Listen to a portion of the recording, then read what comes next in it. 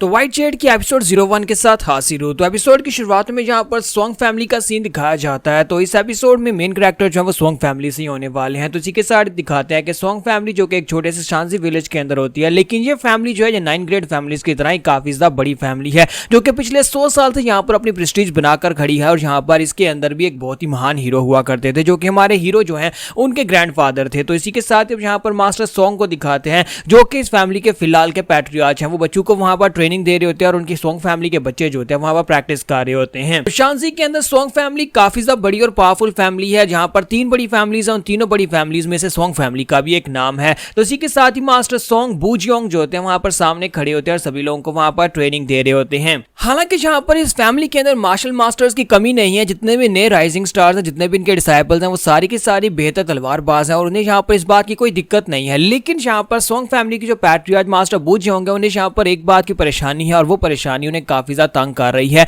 वो है उनकी फैमिली का, यानी कि उनका अपना दूसरा बेटा। उनके 2 बेटे हैं और बड़ा बेटा जो है वो तो एक काफी अच्छा मार्शल मास्टर है, लेकिन उनका दूसरा बेटा सोंग बेक जो है वो यहाँ पर कल्टीवेशन और तलवारबाजी में बिल्कुल भी अच्छा नहीं है। हालांकि उसकी उम्र सिर्फ 7 साल है। तो वो ट्रेनिंग कर रहा था, तो फादर उसके पास जाता है और उसे कहता है कि ये तुम क्या कर रहे हो, तुम फिर भी ठीक से नहीं कर पाते। मैं कितनी बार तुम्हें बताऊं, लेकिन इसके बावजूद भी तुम यहाँ पर ठीक से खड़े भी नहीं हो पाते। तो वो आगे से रोना शुरू कर देता और कहता है कि डैड मैं यहाँ पर और ज्यादा नहीं कर सकता, मैं इन सभी की तरह कैसे कर सकता हूँ, ये सभी लोग मुझसे बड़े हैं और मैं यहाँ पर ये ठीक से नहीं कर पा रहा। तो फादर चिल्लाकर उसे कहते हैं कि ये क्या बकवास कर रहे हो, तुम यहाँ पर सोंग फैमिली के एक बच्चे हो। सोंग फैमिली जो कि मार्शल मास्टर्स की एक फैमिली है, क्या तुम्हें अपने एक दादाजी के कारनामे याद नहीं है? तुम्हें ये करना ही होगा। जबकि बाकी के सभी डिसाइपल्स वहां पर सोच रहे होते हैं कि लगता है कि यहाँ पर मैनर मास्टर इस बच्चे के ऊपर कुछ ज्यादती कर रहे हैं। अभी उसकी उम्र ही क्या है, वो 7 साल का, और 7 साल के बच्चे के ऊपर इस तरह से जोर डालना ठीक नहीं है। जबकि उनमें से एक कहता है, लेकिन वहां पर दूसरी तरफ देखो जरा, तुम यहाँ पर सोंग जोंग की तरफ देखो, सोंग जोंग कितने अच्छे से प्रैक्टिस कर रहा है। हालांकि वो इससे सिर्फ 3 साल बड़ा है, लेकिन इसके बावजूद वो यहाँ पर कितने अच्छे से अपनी फैमिली की तलवारबाजी की टेक्निक को भी सीख चुका है। और जब भी वो अपनी तलवार को घुमाता है तो पता चलता है कि एक मार्शल मास्टर यहाँ पर प्रैक्टिस कर रहा है। तो उनमें से एक कहता है कि इसने लड़के ने यहाँ पर यंग एज में ही अपनी फैमिली यानी सोंग फैमिली की 4 एम्बलम्स आर्ट को मास्टर कर लिया हुआ है। और मुझे लगता है कि बहुत ही जल्दी ये लड़का यहाँ पर हमारे 3 क्लासिक्स मिलिट्री टैक्टिक्स को भी अच्छी तरह से मास्टर कर लेगा और उसके बाद ये हमारी जो टेक्निक है उससे अपने फादर की तरह ही बेहतर तरीके से परफॉर्म कर पाएगा। इसका मतलब यह है कि यहाँ पर ये फैमिली का पैट्रियार्च बनने के लिए बिल्कुल परफेक्ट है। बस कुछ और सालों की मेहनत के बाद ये लड़का हमारी फैमिली का सक्सेसर बन जाएगा और यहाँ पर अपने पैट्रियार्च की जगह ले लेगा। लेकिन यहाँ पर सेकंड सन की तरफ देखो, वो बेचारा वो तो यहाँ पर ठीक से तलवार भी नहीं उठा पाता। लगता है कि कुछ और सालों के बाद वो भी यहाँ पर इन बातों को सीरियसली लेना शुरू कर देगा। लेकिन साथ ही डिसाइपल कहता है कि यहाँ पर अगर पैट्रियार्च इसी तरह उस बच्चे के ऊपर चिल्लाते रहे, यानी सेकंड सन के ऊपर चिल्लाते रहे, तो फिर यहाँ पर तुम्हें पता है ना कौन आने वाला है और यहाँ पर वो भी उससे नहीं बच पाएंगे। तो हमारा बेचारा जो बेक होता है वो वहां पर तो उनके सामने कांप रहा था, क्योंकि फादर वहां पर गुस्से के साथ उसके ऊपर चिल्ला रहे होते हैं और कहते हैं कि जल्दी से यहाँ पर अपने स्टैंस को सीधा करो। और साथ ही उसे कहता है कि बस भी करो, यहाँ पर जैसे कहता हूं वैसे करो। लेकिन साथ ही पीछे से चिल्लाने की आवाज आती है। एक मैडम पीछे से निकल कर आती है और कहते हैं कि बस भी करो, तुम ये कर क्या रहे हो। तो फादर जैसे वहां पर पीछे उस लेडी की तरफ देखते हैं तो वो गुस्से के साथ उसकी तरफ घूर घूर कर देख रही होती है। तो इसी के साथ ही फादर डर जाते हैं। तो ये फादर यहाँ पर इस औरत से डर क्यों रहे हैं, क्योंकि ये पावर ऑफ वाइफ है। तो वो यहाँ पर उसे गुस्से से घूर कर देख रही होती है, जिसकी वजह से फादर भी काफी ज्यादा डर जाते हैं और पीछे हट जाते हैं। जबकि हमारा बेक जो होता है भागता हुआ अपनी मॉम के साथ जाकर लिपट जाता है। तो इसी के साथ ही फादर उसे कहता है कि तुम क्या कर रही हो, अगर तुम इसी तरह इस लड़के को यहाँ पर अपने साथ लिपटा कर रखती रही और बार बार इसे बचाने के लिए आती रही, तो मुझे नहीं लगता कि एक अच्छा मार्शल मास्टर बन पाएगा। जबकि इसी के साथ ही मैडम फिर से गुस्से के साथ घूर कर उसकी तरफ देखती है और कहती है कि बेखा अभी सिर्फ 7 साल का है, आज तुम यहाँ पर मेरे 7 साल के बच्चे से क्या एक्सपेक्ट कर रहे हो? क्या तुम्हें लगता है कि ये भी यहाँ पर योंग की तरह एक बेहतर मार्शल मास्टर बन जाएगा? लेकिन उसकी तरह जब बड़ा होगा तभी तो यहाँ पर एक मार्शल मास्टर बन पाएगा। ये बेचारा यहाँ पर दिन की दोपहर की गर्मी में इस तरह यहाँ पर प्रैक्टिस कर रहा है, क्या तुम्हें ये दिखाई नहीं देता? और ऊपर से तुम इसके ऊपर शोर मचाते हो। फादर उसे कहते हैं लेकिन इसके बावजूद इसे यहाँ पर डिसिप्लिन की जरूरत है। 7 साल की उम्र में मैंने भी सीखना स्टार्ट किया था, मेरे फादर ने मुझे 7 साल की उम्र में सिखाना स्टार्ट किया था। तो वो उसे कहते तो क्या तुम भी यहाँ पर अपने बाप की तरह ही इसके साथ ट्रीट करना चाहते हो? वहां पर योंग है ना, वो प्रैक्टिस कर रहा है ना, क्या तुम्हें यहाँ पर दूसरे बेटे को भी लाजमी एक मार्शल मास्टर बनाना है? मैं नहीं चाहती कि तुम यहाँ पर मेरे दूसरे बेटे यानी मेरे छोटे बेटे बेक को भी यहाँ पर बड़े बेटे जैसा कर दो। जरा उसकी तरफ देखो भी जा, उसकी माँ यहाँ पर आकर खड़ी है, लेकिन इसके बावजूद वो अभी भी अपनी तलवार लेकर प्रैक्टिस किए जा रहा है। वो अपनी माँ की तरफ देखता भी नहीं है, हालांकि उसे यहाँ पर अपनी माँ की तरफ देखना चाहिए। तुमने मेरे इतने प्यारे बच्चे को देखो एक मार्शल मास्टर बना दिया, बिल्कुल एक रोबोट की तरह बना दिया, जो कि हर वक्त सिर्फ प्रैक्टिस करता रहता है। तो इसी के साथ ही हमारा बेक योंग जो होता है अपनी प्रैक्टिस खत्म करता है और अपनी माँ की तरफ देखता है कि उसकी माँ और फादर दोनों वहां पर आपस में बहस कर रहे होते हैं। तो वो कहता है कि लो फिर से यहाँ पर झगड़ा शुरू हो गया, मेरा छोटा भाई जो वो ठीक से प्रैक्टिस नहीं करता, जिस पर माँ और बाबा आपस में झगड़ते रहते रहते हैं। जबकि हमारा योंग जो होता है वो काफी ज्यादा खुश होता है और इस बात के वो बिल्कुल पछतावा नहीं होता कि वो यहाँ पर वैसा क्यों नहीं है जैसा कि हमारा छोटा भाई बेक है। वो यहाँ पर एक केयर फ्री जिंदगी गुजारना चाहता है, जबकि बड़ा भाई जो है वो यहाँ पर अच्छे से प्रैक्टिस कर रहा है। तो इनकी जिंदगी काफी अच्छे से चल रही होती है, लेकिन रात के वक्त का सीन दिखाता है कि अब यहाँ पर सब कुछ बदलने वाला है। रात के वक्त बारिश हो रही होती है, बिजलियां चमक रही होती है। फादर जो होते हैं अपने रूम के अंदर होते हैं, वहां पर सोच रहे होते हैं कि अचानक से आज यहाँ पर बारिश क्यों शुरू हो गई और साथ ही यहाँ पर तूफान आ रहा है।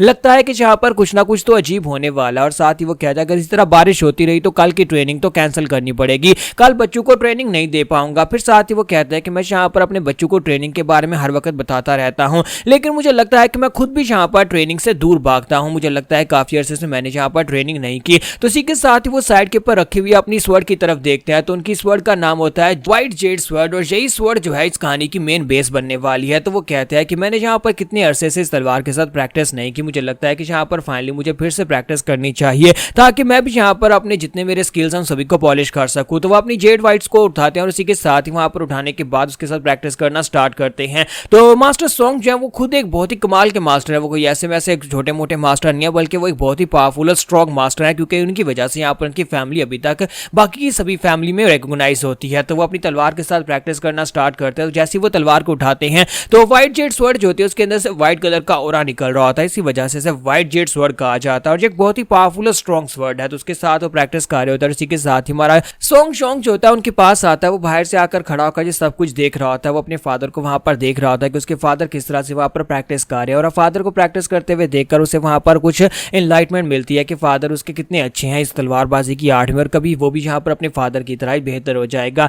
अपने फादर की तरह ही वो भी यहाँ पर काफी ज्यादा स्ट्रॉन्गर बन जाएगा। तो अपने फादर को देखने के बाद वहीं पर खड़ा होता है। तो फादर अपनी प्रैक्टिस खत्म करने के बाद से कहता है कि योंग तुम इतनी रात के वक्त यहाँ पर क्या करने के लिए आए हो। तो योंग अपने फादर से कहता है कि फादर असल में यहाँ पर दरवाजे के ऊपर जो गार्ड्स हैं वो आपको ढूंढ रहे थे, इसी वजह से मैं आपको यहाँ पर इन्फॉर्म करने के लिए आऊँ कि वो आपको ढूंढ रहे हैं। तो वो उसे कहते हैं लेकिन इतनी रात के वक्त तो मुझे क्यों ढूंढ रहे हैं। तो हमारा योंग उनसे कहता है कि असल में दरवाजे के ऊपर एक बूढ़ी औरत आई है, वो कह रही है कि उसे यहाँ पर रात रुकने के लिए जगह चाहिए, इसी वजह से वो कह रही है कि वो अंदर आना चाहती है, जिसकी वजह से गार्ड चाहते थे कि वो आपसे पहले इजाजत ले लें। तो वो कहता है इतनी रात के वक्त यहाँ पर कोई बूढ़ी औरत क्यों आएगी और इतनी रात के वक्त बारिश में यहाँ पर एक बूढ़ी औरत का क्या काम है। तो वो उसे कहता है कि फादर मुझे इसके बारे में तो नहीं पता, लेकिन मुझे लगता है कि यहाँ पर उस औरत को जरूरत होगी, इसी वजह से वो यहाँ पर आई है। तो क्या आप यहाँ पर उसको अंदर आने देंगे? लेकिन मुझे नहीं लगता कि आपको उसे इस तरह से अंदर आने देना चाहिए, क्योंकि हम लोग यहाँ पर ऐसे किसी के ऊपर भरोसा नहीं कर सकते। तो फादर उसे कहता है कि मैं खुद वहां पर जाता हूँ, जाकर देखता हूँ सिचुएशन क्या है। अगर तो औरत को वाकई में यहाँ पर अंदर आने की जरूरत है और यहाँ पर उसे अंदर आने देना चाहिए तो फिर मैं उसे अंदर आने दूंगा। तो इसी के साथ ही मास्टर सोंग वहां से पीछे की तरफ मुड़ जाते हैं ताकि वो दरवाजे के ऊपर जा सके, लेकिन जाने से पहले वो अपने बेटे योंग से पूछते हैं कि योंग बेटा मुझे एक बात बताओ, तुमने यहाँ पर मुझे प्रैक्टिस करते हुए देखा, तुम मेरे बारे में क्या सोचते हो, तुम्हें क्या लगता है कि मेरी प्रैक्टिस कैसी थी। तो वो यहाँ पर उससे एक सवाल पूछते हैं अपनी कल्टीवेशन के बारे में। वो जानना चाहते हैं कि यहाँ पर उनका बेटा उनकी कल्टीवेशन आर्ट के बारे में क्या कुछ जानता है और वो बुढ़ी औरत दरवाजे के ऊपर जो आई है वो कौन है, जिसकी वजह से अब इनकी किस्मत बदलने वाली है। तो अब यहाँ पर हम लोग अपनी एपिसोड 01 का एंड करेंगे और नेक्स्ट एपिसोड में देखेंगे कि यार वो बुढ़ी औरत कौन है और क्या करने के लिए आई है।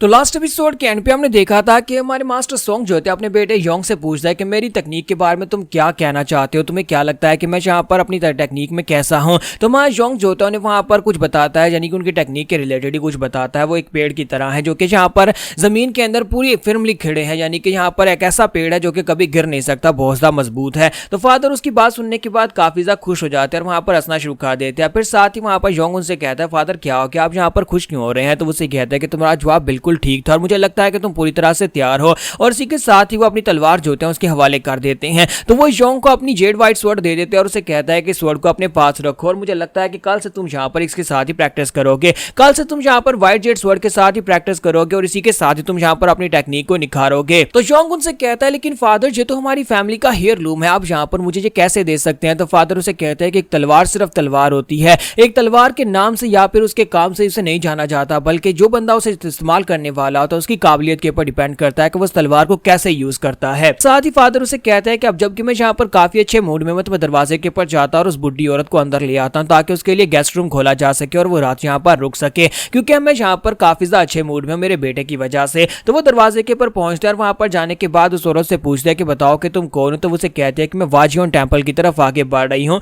लेकिन रास्ते में बारिश शुरू हो गई, इसी वजह से मुझे यहाँ पर रुकना पड़ेगा। और साथ ही मुझे सारी की सारी कहानी सुनाती है कि यार वो यहाँ पर टेम्पल की तरफ तरफ क्यों भारी है, तो वो कहते हैं कि वहां पर बुद्धा के स्टैचू के सामने वो जाकर ट्रिब्यूट पेश करने वाली है। तो वो बुढ़ी औरत जो थी अपने बेटे की कहानी उसके सामने रखती है और कहते हैं कि मेरा बेटा जो था वो जंग में हिस्सा लेने के लिए एक सोल्जर बनकर गया था और उसके बाद वहां पर से उसकी कटी हुई यानी कि उसका सर कटा हुआ वापस आया था, उसकी बॉडी भी वापस नहीं आ पाई थी। इसी वजह से मैं बुद्धा के सामने जाकर टेंपल में प्रे करना चाहती हूँ ताकि उसकी आत्मा को और मेरी आत्मा को शांति मिल सके। तो मास्टर सॉन्ग उसकी सारी कहानी सुनते हैं, फिर साधु से कहते हैं ठीक है बुढ़ी औरत, तुम अंदर आ जाओ, तुम यहाँ पर आकर रुक सकती हो, कल सुबह जब बारिश रुक जाएगी तुम यहाँ पर से चली जाना, सुबह के वक्त चली जाना, मैं तुम्हारे लिए जाकर रूम का बंदोबस्त करता हूँ। तो जैसे ही वहां पर उसकी तरफ पीट करके आगे की तरफ चलने लगते हैं, बुढ़ी औरत उसे कहते हैं कि बच्चे तुम वाकई में बहुत ज्यादा अच्छे हो, मैंने सुना था कि यहाँ पर सॉन्ग फैमिली के लोग वाकई में बहुत ज्यादा अच्छे हैं और सभी लोगों को अच्छे से ट्रीट करते हैं, तुम तो वाकई में अनजान मेहमानों को भी अच्छे से ट्रीट करते हो और मुझे लगता है कि तुम्हारी यही रेपुटेशन एक दिन तुम्हारी जान ले लेगी, क्योंकि तुमने यहाँ पर एक बुढ़ी औरत जिसके बारे में तुम कुछ जानते भी नहीं हो, अचानक एक बुढ़ी औरत तुम्हारे दरवाजे पर आई और तुमने उसके सामने अपनी पीठ कर दी और यही तुम्हारी जिंदगी की सबसे बड़ी गलती है। तो मास्टर सॉन्ग जो होता है उसकी बातें सुनकर हैरान हो रहे होता है कि यहाँ पर इस तरह की बात क्यों कह रही है कि मैंने इसकी तरफ पीठ कर दी।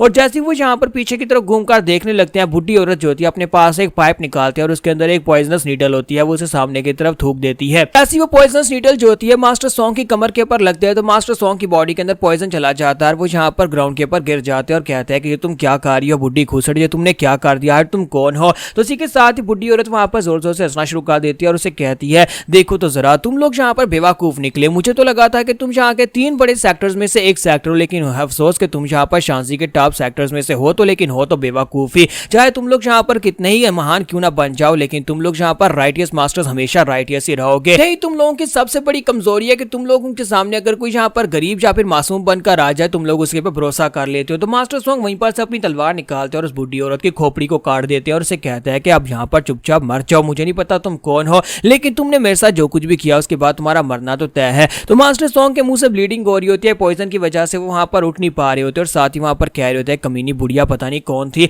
लेकिन इसी के साथ ही वहां पर उसे आवाज आती है। तो उस बुढ़िया की खोपड़ी काटने के बावजूद उसके अंदर से आवाज आ रही होती है, कोई उसे कह रहा होता है कि यहाँ पर अपने पर ज्यादा जोर डालने की कोशिश मत करो क्योंकि तुम्हें पॉइजन दिया गया है, ये पॉइजन जो है ये बहुत ही खास किस्म का पॉइजन है, एक ऐसा पॉइजन जिसकी वजह से तुम जितना ज्यादा अपनी बॉडी को मूव करोगे उतना ज्यादा तुम्हें दर्द होने वाला है। तो उस बुढ़िया की बॉडी के अंदर से जो कि एक सिर्फ और सिर्फ वेसल होता है उसके अंदर से एक बंदा निकल आता है जो कि साइज में काफी छोटा होता है, लेकिन वो एक डीमन होता है, यानी कि वो डिमोनिक सेक्टर का एक मास्टर होता है। वहां पर उसके सामने जब निकलता है तो मास्टर सॉन्ग उसे कहते हैं कि तुम कौन हो, तो उसे कहता है क्या तुम्हें वाकई में लगता है कि मेरा नाम बताने से तुम्हें इस बात से कोई फर्क पड़ेगा, क्या तुम वाकई में जानना चाहते हो कि मैं कौन हूँ, क्योंकि तुम्हारी सॉन्ग फैमिली तो आज पूरी तरह से एक्सटर्मिनेट होने वाली है, तो फिर इस बात से वैसे फर्क तो नहीं पड़ता कि अगर मैं तुम्हें अपने बारे में बता देता हूँ कि मैं कौन हूँ। तो मास्टर सॉन्ग अपनी तलवार लेकर अटैक करने के लिए आगे बढ़ते और कहते हैं कमीने कहीं कि मैं तुम्हें नहीं छोड़ूंगा। और जैसे ही वो उसके करीब पहुंचते हैं इसी के साथ ही वो डीमन जो होता है उसके पंजे जो होते हैं यानी उसके जो नाखून होते हैं वो बड़े बड़े हो जाते हैं तलवारों की तरह, और वो अपने पंजों के साथ उसकी तलवार को ब्लॉक कर लेता है। जैसे ही वो उसकी तलवार को ब्लॉक करता है तो मास्टर सॉन्ग से देखकर हैरान होते हैं कि उनकी तलवार के अंदर कट लग जाते हैं, यानी कि उसके नाखून इतने तेज होते हैं कि उनकी तलवार के अंदर क्रैक्स पड़ना शुरू हो जाते हैं और वहीं पर से जंप करते पीछे की तरफ हट जाते हैं और कहते हैं कि तुमने सिर्फ अपने नाखूनों के साथ मेरी तलवार के अंदर क्रैक डाल दिया, इसको डिट्रॉइट कर दिया, इसका मतलब यह है कि तुम कोई आम इंसान नहीं हो बल्कि तुम एक ब्लड डीमन हो। तो वो साथ उसे कहते हैं क्या तुम ब्लड डीमन और ब्लड डीमन टेक्निक को यूज कर रहे हो, तो वो उसे कहता है कि हाँ मैं यहाँ पर एक ब्लड डीमन हूँ। मास्टर सॉन्ग तुम वाकई में बहुत ज्यादा इंप्रेसिव हो, तुमने सिर्फ और सिर्फ मेरे नाखूनों के ऊपर लगे हुए पॉइजन को देखकर मुझे पहचान लिया और मेरी टेक्निक को पहचान लिया। मास्टर सॉन्ग उसे कहते हैं एक डिमोनिक सेक्टर का कमीना यहाँ पर क्या कर रहा है, क्योंकि डिमोनिक फैक्शन की और राइटियस की वॉर के बाद यहाँ पर डिमोनिक फैक्शन के लोग कहीं पर जाकर छुप गए थे या फिर उन्हें ढूंढ ढूंढ कर मार दिया गया था। तो इसी के साथ ब्लड डीमन उसे कहता है कि हाँ तुम वाकई में यहाँ पर काफी ज्यादा समझदार हो और तुम्हें हमारे बारे में काफी सारी नॉलेज है, लेकिन हम लोग यहाँ पर इस व्हाइट जेड स्वर्ड के लिए आए हैं, तुम्हारे पास जो व्हाइट जेड स्वर्ड है वो हमें चाहिए। हमें यहाँ पर ऑर्डर्स मिले हैं कि सबसे पहले यहाँ पर म्यूजियम के अंदर तबाही मचाना स्टार्ट करनी है, तो उसके लिए हमें यहाँ पर एक ट्रॉफी चाहिए होगी ताकि हम लोग म्यूजियम के अंदर सभी लोगों को दिखा सके कि हम लोगों ने पूरे के पूरे एक सेक्टर को बर्बाद कर दिया और हम लोग यानी कि हम लोग डिमोनिक सेक्टर के लोग वापस आ गए, और उसके लिए हमें यहाँ पर तुम्हारी पूरी फैमिली को एक्सटर्मिनेट करके तुम्हारी व्हाइट जेड स्वर्ड को अपने पास लेकर जाना होगा। तो इसी के साथ ही वहां पर उसे कहता है कि अब यहाँ पर रेडी हो जाओ क्योंकि बहुत ही जल्दी यहाँ पर मेरे पीछे पीछे पूरी डिमोनिक आर्मी आ रही है और सभी लोग यहाँ पर आकर तुम्हारी पूरी फैमिली को नाइलेट कर देंगे और आज तुम्हारी फैमिली का कोई एक इंसान भी जिंदा नहीं बच पाएगा। म्यूजियम के अंदर वापस कम बैक करने के लिए हमें यह करना बहुत ज्यादा जरूरी है। जबकि मास्टर सॉन्ग सोच रहे होता है कि ये कमीने जैसा कि ये कह रहा है मुझे लगता है कि बहुत ही जल्दी बाकी डिमंस भी यहाँ पर आ जाएंगे, इससे पहले कि वो लोग यहाँ पर आए मुझे इस कमीने को मारना होगा, इसको जल्दी से जल्दी मार डालता हूँ ताकि मैं अपनी फैमिली को बचाने के लिए उन्हें यहाँ पर से लेकर भाग सकूं। और इसी तरह चलता रहा तो मैं अपनी फैमिली को बचा नहीं पाऊंगा और सारे के सारे लोग मारे जाएंगे। चलो ये तो अच्छी बात है कि मैंने अपनी जेड व्हाइट वर्ड पहले ही अपने बेटे के हवाले कर दी थी और बस उम्मीद करता हूँ कि मेरी वाइफ इतनी समझदार निकले कि मेरे बेटे को यहाँ पर से भगा दे ताकि वो लोग उस व्हाइट जेड वर्ड के साथ सेफ रहें। और इसी के साथ ही वहाँ पर ब्लड डीमन जो होता है अपने पंजे लेकर उसके ऊपर अटैक करने के लिए तैयार होता है और उसे कहता है कि तुम्हें यहाँ पर और कुछ करने की जरूरत नहीं है, पॉइजन पहले तुम्हारी बॉडी के अंदर जा चुका है, तुम और कुछ कर भी नहीं पाओगे, इसलिए चुपचाप यहाँ पर मर क्यों नहीं जाते। जबकि वहीं पर दिखाते हैं कि हमारा योंग जो होता है वो सीढ़ियों के ऊपर आकर खड़ा होता है तो फादर उसकी तरफ देखता है, फिर साथ ही वहां पर एक जोरदार दहाड़ लगाते हैं और कहते हैं सोंग फैमिली के बच्चों तुम्हें हर हाल में बचना होगा, ये तुम्हारी फैमिली के पैट्रियार्च के ऑर्डर है, तुम्हें हर हाल में बचना और साथ ही जेड व्हाइट स्वॉर्ड को भी बचाना होगा।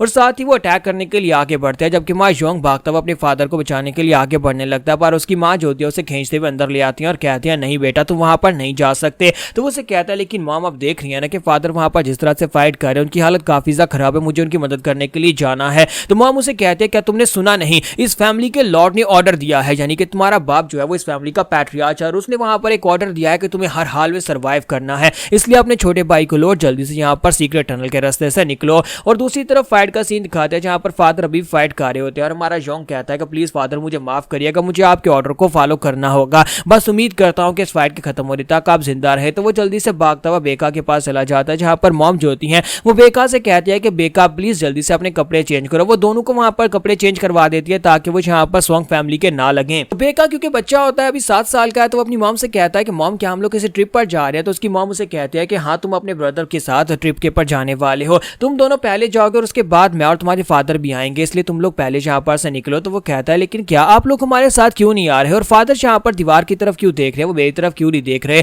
तो ब्रदर योंग जो होता है वहां पर दीवार के साथ लगकर रो रहा होता है ताकि वो यहाँ पर अपने छोटे भाई की तरफ इसलिए नहीं देख रहा ताकि उसका छोटा भाई उसका रोता हुआ चेहरा ना देख सके। तो यहाँ पर हम लोग अपनी एपिसोड 02 का एंड करेंगे और नेक्स्ट एपिसोड में देखेंगे कि ये कहानी और भी ज्यादा इंटरेस्टिंग होने वाली है, दोनों भाई क्या यहाँ पर से निकल पाएंगे या नहीं।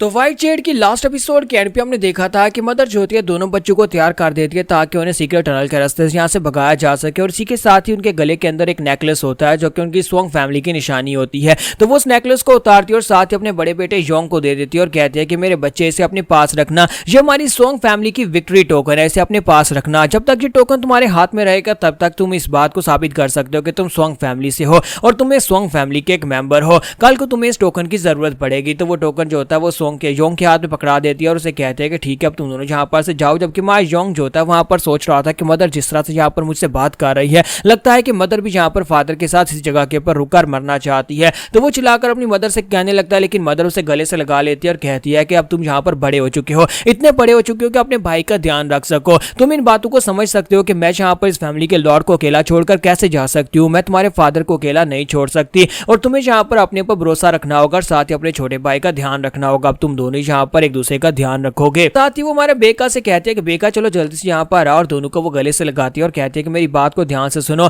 आज के बाद से तुम दोनों यहाँ पर एक दूसरे की बात मानोगे, स्पेशली बेका तुम यहाँ पर अपने बड़े भाई की बात मानोगे, ऐसे बात मानोगे जैसे कि ये तुम्हारा फादर है, यानी कि बाप की तरह ही तुम इसकी हर बात को मानोगे और हमेशा इसके पास ही रहना, इससे ज्यादा दूर मत जाना, तुम दोनों को यहाँ पर एक दूसरे के साथ ही रहना होगा, चाहे कुछ भी हो जाए दोनों एक दूसरे के साथ रहना, एक दूसरे से अलग बिल्कुल भी मत होना। तो खास तौर पर बेका से वो कह रही होती है कि अपने ब्रदर का साथ नहीं छोड़ना और हमारे योंग से भी कह रही होती है कि तुम यहाँ पर इसका पूरा ध्यान रखना। तो योंग को तो सारी समझ होती है कि माँ बाबा यहाँ पर मरने वाले हैं, तो वो साथ ही कहता है माँ मुझे समझ आ गई, मुझे क्या करना है। तो वो उनके लिए सीक्रेट टनल को ओपन करते हैं और कहते हैं कि ठीक है आप जल्दी से अंदर चले जाओ। जबकि माँ बेका से कहता है कि मॉम क्या तुम हमारे साथ नहीं आओगी। तो मॉम उसे कहती है नहीं नहीं फिलहाल के लिए अभी मैं तुम्हारे साथ नहीं आ सकती, पहले तुम अपने भाई के साथ जाओ, हम दोनों तुम्हारे पीछे आएंगे, फादर को एक जरूरी काम हम दोनों वो करके तुम्हारे पीछे आ रहे हैं। तो बेका कहता है क्या हम लोग हाइड एंड सीक खेलने वाले हैं, क्या हम लोग आगे जाकर छुप जाओ और आप हमें आकर ढूंढ लेंगे। तो मॉम उसे कहती है हाँ क्यों नहीं बेटा, ये हाइड एंड सीक ही होने वाले, तुम दोनों जाकर छुपो और हम दोनों आकर तुम्हें ढूंढ लेंगे। जबकि मॉम वहां पर अंदर अंदर सोच रही होती है कि हाँ बेटा ये हाइड एंड सीक की गेम होगी, लेकिन इसमें टाइम बहुत ज्यादा लगने वाला है,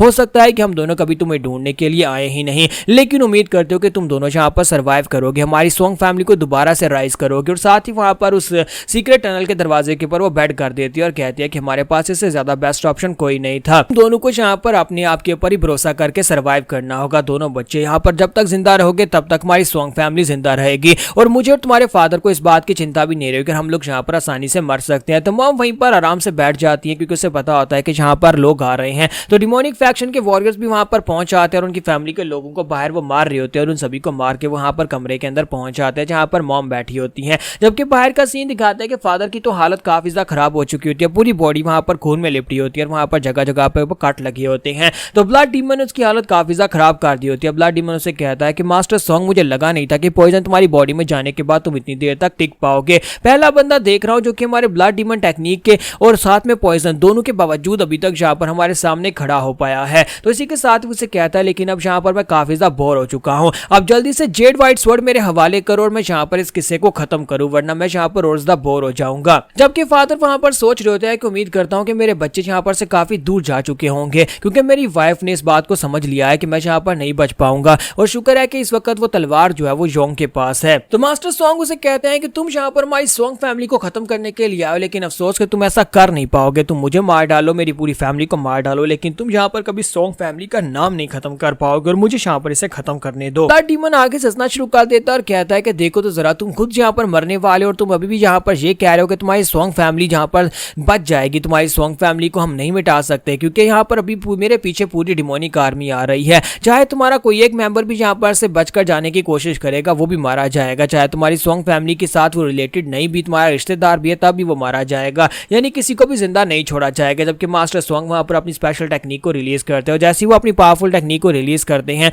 और अपनी जेड व्हाइट स्वॉर्ड टेक्निक को रिलीज करते हुए सामने की तरफ कट्स लगाना स्टार्ट करते हैं। तो ब्लड डीमन बेचारे को रिएक्शन देने का मौका भी नहीं मिलता, वो बातें कर रहा था और उसे लाइटली ले रहा था। इतनी देर में उसकी बॉडी के ऊपर वहां पर बहुत सारे कट्स लगते हैं और ब्लड डीमन की बॉडी जो होती है कट के ग्राउंड के ऊपर गिर जाती है और वो कहता है ऐसा कैसे पॉसिबल है, तुम यहाँ पर इतनी बुरी हालत में फिर तुम मुझे मार कैसे सकते हो। जबकि मास्टर सॉन्ग वहां पर सोच रहे होते हैं कि मैंने यहाँ पर इतने पॉइजन के बावजूद भी अपने आप को खड़ा रखा है सिर्फ इसलिए ताकि मैं यहाँ पर अपने बच्चों को भागने का वक्त दे सकूं। बस मैं यहाँ पर इस बॉइलिंग एनर्जी को और ज्यादा यूज नहीं कर सकता क्योंकि इस पॉइजन की वजह से मेरी एनर्जी वेस्ट हो रही है। जितना ज्यादा मैं पॉइजन को बैलेंस करने की कोशिश कर रहा हूँ उतनी ज्यादा मेरी एनर्जी वेस्ट हो रही है। फिर साथ ही वो कहते हैं लेकिन मुझे लगता है कि अब मेरे पास ज्यादा वक्त नहीं बचा, मैं मरने वाला हूँ। तो जैसे वो इतना कहता है इसी के साथ उसे पीछे से आवाज आती है, कुछ और डिमोनिक मास्टर्स वहां पर पहुंच जाते हैं और वो कहते हैं कि हम लोगों ने इस बेवकूफ से कहा भी था, यानी ब्लड डीमन से कहा भी था कि जाकर मास्टर सॉन्ग से फाइट करते वक्त एहतियात करना क्योंकि मास्टर सॉन्ग इस वक्त यहाँ की शांसी की 3 बड़ी फैमिलीज में से एक बड़ी फैमिली के पैट्रियार्च हैं, यानी कि वो काफी स्ट्रॉन्गर मास्टर है। तो मास्टर सॉन्ग जैसे पीछे की तरफ घूम कर देखते हैं तो दीवार के ऊपर 4 और डीमन मास्टर्स खड़े होते हैं और चारों एलीट वॉरियर्स होते हैं ब्लड डीमन की तरह ही और वो कहते हैं कि अब यहाँ पर हम लोग इससे फाइट करेंगे। तो उनमें से एक उसे कहता है कि अब जबकि यहाँ पर 12 गोस्ट डिमोनिक सोसाइटी के खुद यहाँ पर आए हैं तुम्हारा ओपोनेंट बनने के लिए, तो क्या तुम यहाँ पर मैं फेस कर पाओगे। 12 गोस्ट में से 4 डिमोनिक जनरल स्पेशली यहाँ पर तुमसे फाइट करने के लिए आए हैं। तो यहीं पर से नेक्स्ट सीन जो होता है हमें एक दिखाया जाता है कुछ बैकग्राउंड का जहाँ पर डिमोनिक फैक्शन होती है। तो डिमोनिक फैक्शन का मास्टर जो होता है वो उनसे कहता है आज से 40 साल पहले जो डिमोनिक फैक्शन के और राइटियस फैक्शन के आपस में फाइट हुई थी उस वक्त राइटियस फैक्शन ने हमारे डिमोनिक फैक्शन को बहुत ही बुरी तरह से जलील करके हराया था जिसकी वजह से हम शर्मिंदगी के मारे आकर छुप गए थे। पिछले 40 साल से हम लोग छुप कर बैठे हुए हैं, अपनी पावर्स को इंक्रीज कर रहे हैं ताकि हम लोग अपना बदला ले सकें और फाइनली यहाँ पर वक्त आ चुका है, फाइनली हम लोग यहाँ पर डिमोनिक सोसाइटी को बाहर लेकर जा सकते हैं और दुनिया के सामने आ सकते हैं। और इसी के साथ ही उनसे कहते हैं कि मैं चाहता हूं कि म्यूरियम को पता चले कि डिमोनिक फैक्शन वापस आ गया और उसके लिए तुम्हें कुछ बड़ा करना होगा। मैं चाहता हूं कि शांसी की सॉन्ग फैमिली के ऊपर जाकर अटैक करो, शांसी की सॉन्ग फैमिली की व्हाइट जेड स्वॉर्ड को उनके पास से लेकर आओ, वो एक ट्रॉफी की तरह होगी क्योंकि व्हाइट जेड स्वॉर्ड के साथ हमारे बहुत सारे डिमोनिक मास्टर्स को 40 साल पहले मारा गया था।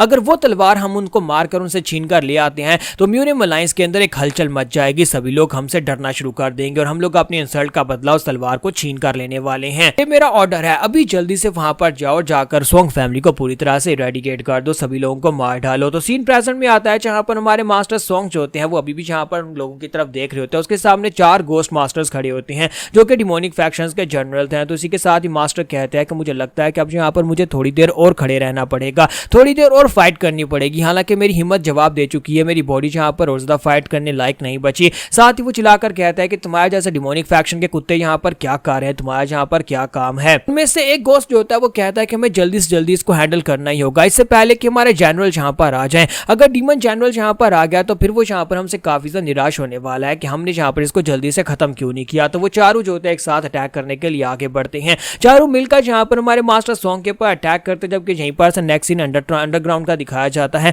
जहां पर दोनों बच्चे जो होते हैं आगे की तरफ भागते हुए जा रहे होते हैं। जैसे वो लोग आधे रास्ते में पहुंचते हैं तो वहां बेक उसे कहता है कि ब्रदर प्लीज थोड़ा आहिस्ता चलो, मैं और ज्यादा नहीं भाग सकता, तुम्हें पता है कि मैं इतना तेज नहीं भाग सकता। वहीं पर रुक जाता है, जबकि उसका ब्रदर उसे कहता है कि जल्दी चलो, हमें यहाँ पर से निकलना होगा। तो वहां बेका वहीं पर बैठ जाता है और कहता है कि मैं और ज्यादा नहीं चल सकता। तो वहां जोंग उसे कहता है कि मैंने कहा चुपचाप चलते रहो, यहाँ पर रुक नहीं सकते। तो वो कहता है लेकिन मैं कैसे चलूं, मैं और ज्यादा नहीं चल सकता, मैं थक चुका हूं। तो जोंग उसे कहता है कि हमारे पास बिल्कुल भी वक्त नहीं है, हमें यहाँ से निकलना होगा। तो वो उसे कहता है लेकिन मैं थक चुका हूं, मैं यहीं पर बैठकर मॉम और डैड का इंतजार करूंगा, वो यहीं पर आते होंगे। जबकि मां जोंग जो होता है उसे सब कुछ पता होता है और इसी के साथ ही वो उसे आगे बढ़कर उसका बाजू पकड़कर उसे उठाता है और उसे खींचना स्टार्ट कर देता है और कहता है कि चुपचाप मेरे साथ चलो। और जैसे वो आगे की तरफ बढ़ते हैं फिर साथ ही वहां पर केव हिलना शुरू हो जाती है। तो वो लोग कहते हैं कि अचानक से यहाँ पर क्या हो रहा है। तो जबकि यहाँ पर हमारा जो छोटा बेखा होता है उसे कहता है कि ब्रदर ये देखो, यहाँ पर दीवार के अंदर एक छेद हो गया है, चलो देखते हैं कि वहां पर बाहर क्या है। तो उसी के साथ ही हमारा छोटा जो होता है वहां से बाहर की तरफ देखता है तो एक डीमन मास्टर की डेड बॉडी वहां पर पड़ी होती है। साइड के ऊपर एक दूसरे डीमन मास्टर की डेड बॉडी पड़ी होती है, जबकि उसके फादर की हालत काफी खराब होती है और एक डीमन मास्टर, तीसरा डीमन मास्टर उसके ऊपर अटैक करने के लिए आगे बढ़ रहा होता है। तो यहाँ पर हम लोग अपनी एपिसोड 03 का एंड करेंगे और नेक्स्ट एपिसोड में देखेंगे क्या ये दोनों बच्चे यहाँ पर से सेफली निकल पाएंगे और उसके बाद इन दोनों बच्चों का क्या होगा, क्या इनमें से एक मर जाएगा या फिर दोनों यहाँ पर से निकल जाएंगे। और हमारी ये व्हाइट जेड स्वर्ड जो है ये किसको मिलेगी, बड़े भाई को मिलेगी या फिर छोटे भाई को? इन सारे सवालों के जवाब हमें नेक्स्ट एपिसोड में मिलेंगे।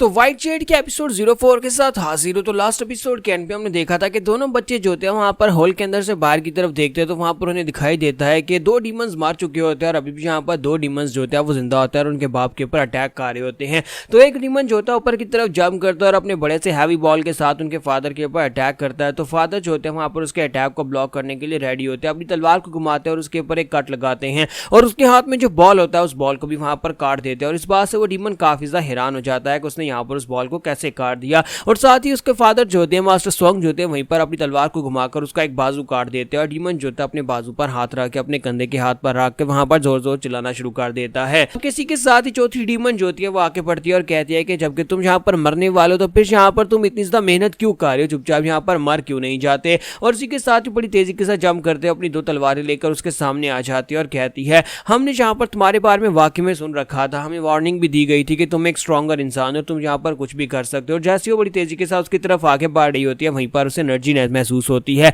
कि मास्टर सोंग की बॉडी के अंदर से एक बहुत ही पावरफुल किस्म का ऑरा निकल रहा है। तो वहीं पर रुक जाती है और कहती है कि ये क्या है, मुझे तो यहाँ पर यही लगता है कि ये बंदा मरने वाला है, लेकिन मरने से पहले क्या ये यहाँ पर अपनी लाइफ फोर्स को बर्न कर रहा है, क्या ये यहाँ पर अपनी लाइफ एनर्जी को यूज करके अपने आप को यहाँ पर एक्सपेंडेबल बनाकर हमारे से फाइट कर रहा है। लेकिन जो भी हो यहाँ पर इसका प्रेशर इस वक्त मुझे ऐसे महसूस हो रहा है कि अगर मैं अभी यहाँ पर आगे बढ़कर इसके ऊपर स्ट्राइक लगाऊंगी तो मैं मर जाऊंगी। फिर साथ ही पीछे से आवाज आती है, उनका जनरल वहां पर पहुंच जाता है और उनसे कहता है कि मैं तुम लोगों से कहा भी था कि सोंग बूजियोंग एक बहुत ही पावरफुल ओपोनेंट है और उसके सामने अगर यहाँ पर फाइट करने के लिए जाओ तो कम से कम तैयार होकर जाना। तो ये बात सुनने के बाद पीछे की तरफ घूमकर देखती है और कहती है कि माय लॉर्ड आप यहाँ पर आ ही गए। तो वो उसे कहता है कि हाँ मैं यहाँ पर आ गया हूँ और वो डीमन सेक्टर के वॉरियर्स से कहता है कि जल्दी से आ जाओ। डीमन सेक्टर के वॉरियर्स वहां पर पहुंच जाते हैं तो उसके साथ अपने कुछ वॉरियर्स होते हैं जिनके हाथ में काफी सारी चेन्स होती हैं, वो उन चेन्स के साथ यहाँ पर मास्टर सोंग को बांधने वाले हैं। तो वो सभी लोग जंप करते हुए नीचे उतरते हैं, अपनी चेन्स के साथ मास्टर सोंग के ऊपर अटैक करते हैं ताकि वो अपनी चेन्स के साथ मास्टर सोंग की बॉडी को बाइंड कर सके। तो इसी के साथ ही मास्टर सोंग जो होते हैं वो उनसे कहते हैं आज यहाँ पर इसी जगह के ऊपर तुम सभी लोगों की कब्र बना दूंगा, लेकिन तुम में से कोई भी यहाँ पर से जिंदा बचकर नहीं जा पाएगा। जो भी मेरी फैमिली को नुकसान पहुंचाने के बारे में सोचेगा मैं उसे नहीं छोड़ूंगा। मास्टर सोंग जैसे ही वहां पर अपनी तलवार को घुमाकर सामने की तरफ स्ट्राइक्स लगाना स्टार्ट करते हैं तो उनकी चेन्स को भी काट देते हैं और साथ ही जो जो इसके साथ हिट होता है उसके बाजू उसकी टांगे कटना शुरू हो जाती हैं। और मास्टर सोंग कहता है कि मैं यहाँ पर सच कह रहा हूँ, तुम में से कोई एक भी जिंदा बचकर नहीं जा पाएगा, तुम में से कोई एक भी। और इसी के साथ ही वहां पर बहुत सारी स्ट्राइक्स लगाना स्टार्ट करते हैं और जो सोल्जर्स होते हैं वो भी उनके सामने टिक नहीं पा रहे होते। तो ये देखने के बाद लड़की कहती है क्या वाकई में मास्टर सोंग बूजियोंग इतने ज्यादा पावरफुल हैं? अगर ये यहाँ पर इतने पावरफुल हैं तो बाकी के राइटियस फैक्शंस के लीडर्स कितने ज्यादा पावरफुल होंगे। और साथ ही वो सोच रही होती है कि मैंने यहाँ पर इसके बारे में सुना था कि ये एक बहुत ही स्पेशल किस्म की तलवारबाजी की टेक्निक को यूज करते हैं, लेकिन अभी तक मैंने यहाँ पर स्पेशल टेक्निक को देखा नहीं। तो जनरल नीचे उतरता है और उसे कहता है कि ये बंदा अभी तक तो यहाँ पर हमारे साथ सिर्फ खेल रहा है। तो लड़की उसे कहता है कि माय लॉर्ड इस बात का क्या मतलब है? माय लॉर्ड अगर आप यहाँ पर मुझे थोड़ा सा और टाइम दे तो हम लोग बड़ी आसानी से इसको सबड्यू कर लेंगे, प्लीज यहाँ पर मुझे थोड़ा सा और समय दे दे। तो इसी के साथ जनरल उसे कहता है नहीं अब तुम्हें यहाँ पर और समय नहीं दूंगा, बल्कि अब तुम यहाँ पर ये देखो मैं यहाँ पर क्या करता हूँ, अब मैं अपने पुराने दोस्त के साथ खुद यहाँ पर फाइट करने वाला हूँ। तो वो लड़की भी इस बात से काफी हैरान होती है और कहती है कि ये क्या यहाँ मास्टर सोंग को यहाँ पर अपना पुराना दोस्त क्यों कह रहा है। तो इसी के साथ ही मास्टर सोंग जो होते हैं वहाँ पर जनरल सोल्जर्स के साथ फाइट कर रहे होते हैं, जब वो सोल्जर्स के साथ फाइट कर रहे होते हैं और साथ सोच रहे होते हैं कि मुझे बस थोड़ी और देर के लिए यहाँ पर फाइट करनी है, इतनी देर में मेरे बच्चे यहाँ पर से निकल कर चले जाएंगे। लेकिन इसी के साथ वो जनरल उसे कहता है, लगता है कि तुम अभी भी यहाँ पर अपनी फैमिली की स्पेशल आर्ट के 8वें लेवल पर ही अटके हुए हो। और वो बड़ी तेजी के साथ अपनी तलवार लेकर उसकी तरफ आगे लपकता है और दोनों वहां पर अपनी अपनी तलवारों को टकराते हैं। जब वो दोनों अपनी तलवारों को टकराते हैं तो जनरल उसे कहता है, काफी अरसे के बाद तुम्हें देख रहा हूँ सोंग बूजियोन, आज यहाँ पर फाइनली दोबारा से हम लोग फाइट करेंगे। तो मास्टर सोंग उसे कहता है, कमीने कहीं कि तुम यहाँ पर क्या कर रहे हो, तुम इस जगह के पर क्यों आए हो। जनरल उसे कहता है कि आज मैं यहाँ पर अपनी पर्सनल वजह की वजह से बिल्कुल भी नहीं आया, बल्कि हमें ऊपर से ऑर्डर्स मिले हैं। हमें यहाँ पर ऑर्डर्स मिले तुम्हारी सोंग फैमिली को पूरी तरह से डिस्ट्रॉय करने के, बल्कि सोंग तो क्या, मैं पूरी की पूरी म्यूरियम को डिस्ट्रॉय करने के ऑर्डर्स मिले हैं। बस अफसोस इस बात का है कि तुम्हारी सोंग फैमिली सबसे पहले यहाँ पर आ रही है। तुम्हारी सोंग फैमिली के पास कुछ ऐसा है जिसे हम लोग दुनिया को दिखा सकते हैं कि डिमोनिक फैक्शन यहाँ पर दोबारा इस दुनिया में वापस आ चुकी है और इसी वजह से तुम यहाँ पर हमारा निशाना बने। और इसी के साथ ही वो जनरल जो होता है वहाँ पर सेम टेक्निक को यूज करके मास्टर के ऊपर अटैक करता है। ये देखने के बाद उसके अपने जो कमांडर्स होते हैं वो काफी हैरान हो रहे होते हैं और कहते हैं, ये हमारे जनरल सेम टेक्निक को कैसे यूज कर सकते हैं, वो सोंग फैमिली की टेक्निक को यूज करके उसके ऊपर अटैक कर रहे हैं। तो दूसरी तरफ से मास्टर सोंग भी वहां पर उसके सामने अपनी सेम टेक्निक को यूज कर रहे होते हैं और वो सभी लोग काफी हैरान हो रहे होते हैं कि यहाँ पर दोनों के बीच में क्या कनेक्शन हो सकता है। आज दोनों ने यहाँ पर सेम टेक्निक को मास्टर कैसे किया हुआ है, क्या हमारा जनरल कभी सोंग फैमिली का हिस्सा हुआ करता था। तो मास्टर सोंग जो होते हैं उसे पूरी तरह से पीछे की तरफ धकेलने की कोशिश कर रहे होते हैं, लेकिन उसकी तलवार के ऊपर कट्स लग चुके होते हैं, यानी मास्टर सोंग की तलवार जो है वो टूटने वाली है। तो जनरल उसे कहता है कि तुम्हारी सोंग फैमिली की मार्शल आर्ट्स वाकई में बहुत ज्यादा इंप्रेसिव है, लेकिन क्या तुम्हें लगता है कि बिना व्हाइट जेड स्वॉर्ड के तुम इस टेक्निक को परफॉर्म कर सकते हो। बिना व्हाइट जेड स्वॉर्ड के तुम यहाँ पर इन टेक्निक के यानी आम तलवारों के साथ इस टेक्निक को परफॉर्म करना बेवकूफी होगी, क्योंकि आम तलवारें जो हैं वो उनकी ड्यूरेबिलिटी बहुत ज्यादा कम है और बहुत ज्यादा कमजोर हैं।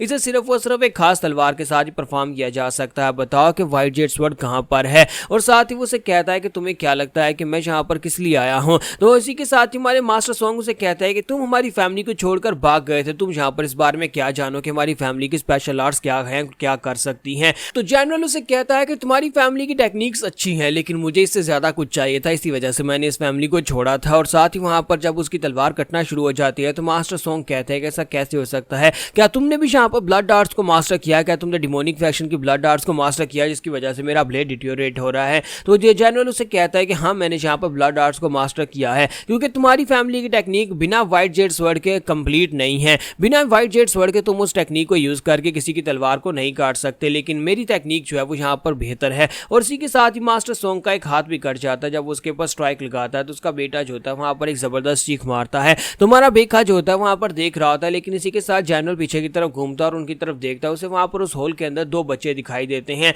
बड़ा बच्चा जो कि छोटे बच्चे का मुंह बंद करवा रहा था और उसे वहां पर पीछे की तरफ खींच रहा होता है। वो उन दोनों को वहां पर देख लेता है, लेकिन वहां पर उनके पीछे नहीं जाता। और इसी के साथ ही दिखाते हैं कि वहां पर उसकी वाइफ को पकड़कर ले आते हैं। सोल्जर्स जो होते हैं उसकी वाइफ को पकड़कर बाहर लेकर आते हैं और मास्टर सोंग कहते हैं कि मैडम क्या आप भी यहाँ पर, आप बच्चों के साथ गई क्यों नहीं, आपको बच्चों के साथ चले जाना चाहिए था। तो वो उसे कहती है कि मैं यहाँ पर तुम्हें छोड़कर कैसे जा सकती हूँ माई लव, मैंने अपनी सारी जिंदगी तुम्हारे साथ गुजारी और यहाँ पर मरूंगी तो वो भी तुम्हारे साथ मरूंगी। बच्चे बिल्कुल सेफ हैं, वो यहाँ से जा चुके हैं। और इसी के साथ ही वहाँ पर जनरल से भी कहती है काफी अरसे के बाद तुम्हें यहाँ पर देख रही हूँ। तो जनरल उसे कहता है कि तुमने गलत फैसला किया था और मुझे अब यहाँ पर तुम्हारे पर पछतावा हो रहा है कि तुमने यहाँ पर इस बंदे को चूज किया मेरे बजाय। जबकि मदर उसे कहते हैं कि तुम आज भी वैसे के वैसे ही बेवकूफ हो, क्या तुम्हें लगता है कि तुम्हें यहाँ पर मैं चूज कर सकती थी, जो अपनी हालत है जरा देखो तो सही, तुम्हारा दिल साफ नहीं था। तो इसी के साथ ही मदर उसे कहती है कि तुम चाहे यहाँ पर किसी भी फैक्शन को क्यों ना ज्वाइन कर लो, ना तुम यहाँ पर सोंग फैमिली में कुछ अचीव कर सकते थे और ना ही तुम यहाँ पर दुनिया में कुछ अचीव कर पाओगे, ना ही तुम्हारा कोई फ्यूचर है, तुम भविष्य में भी कुछ भी अचीव नहीं कर पाओगे।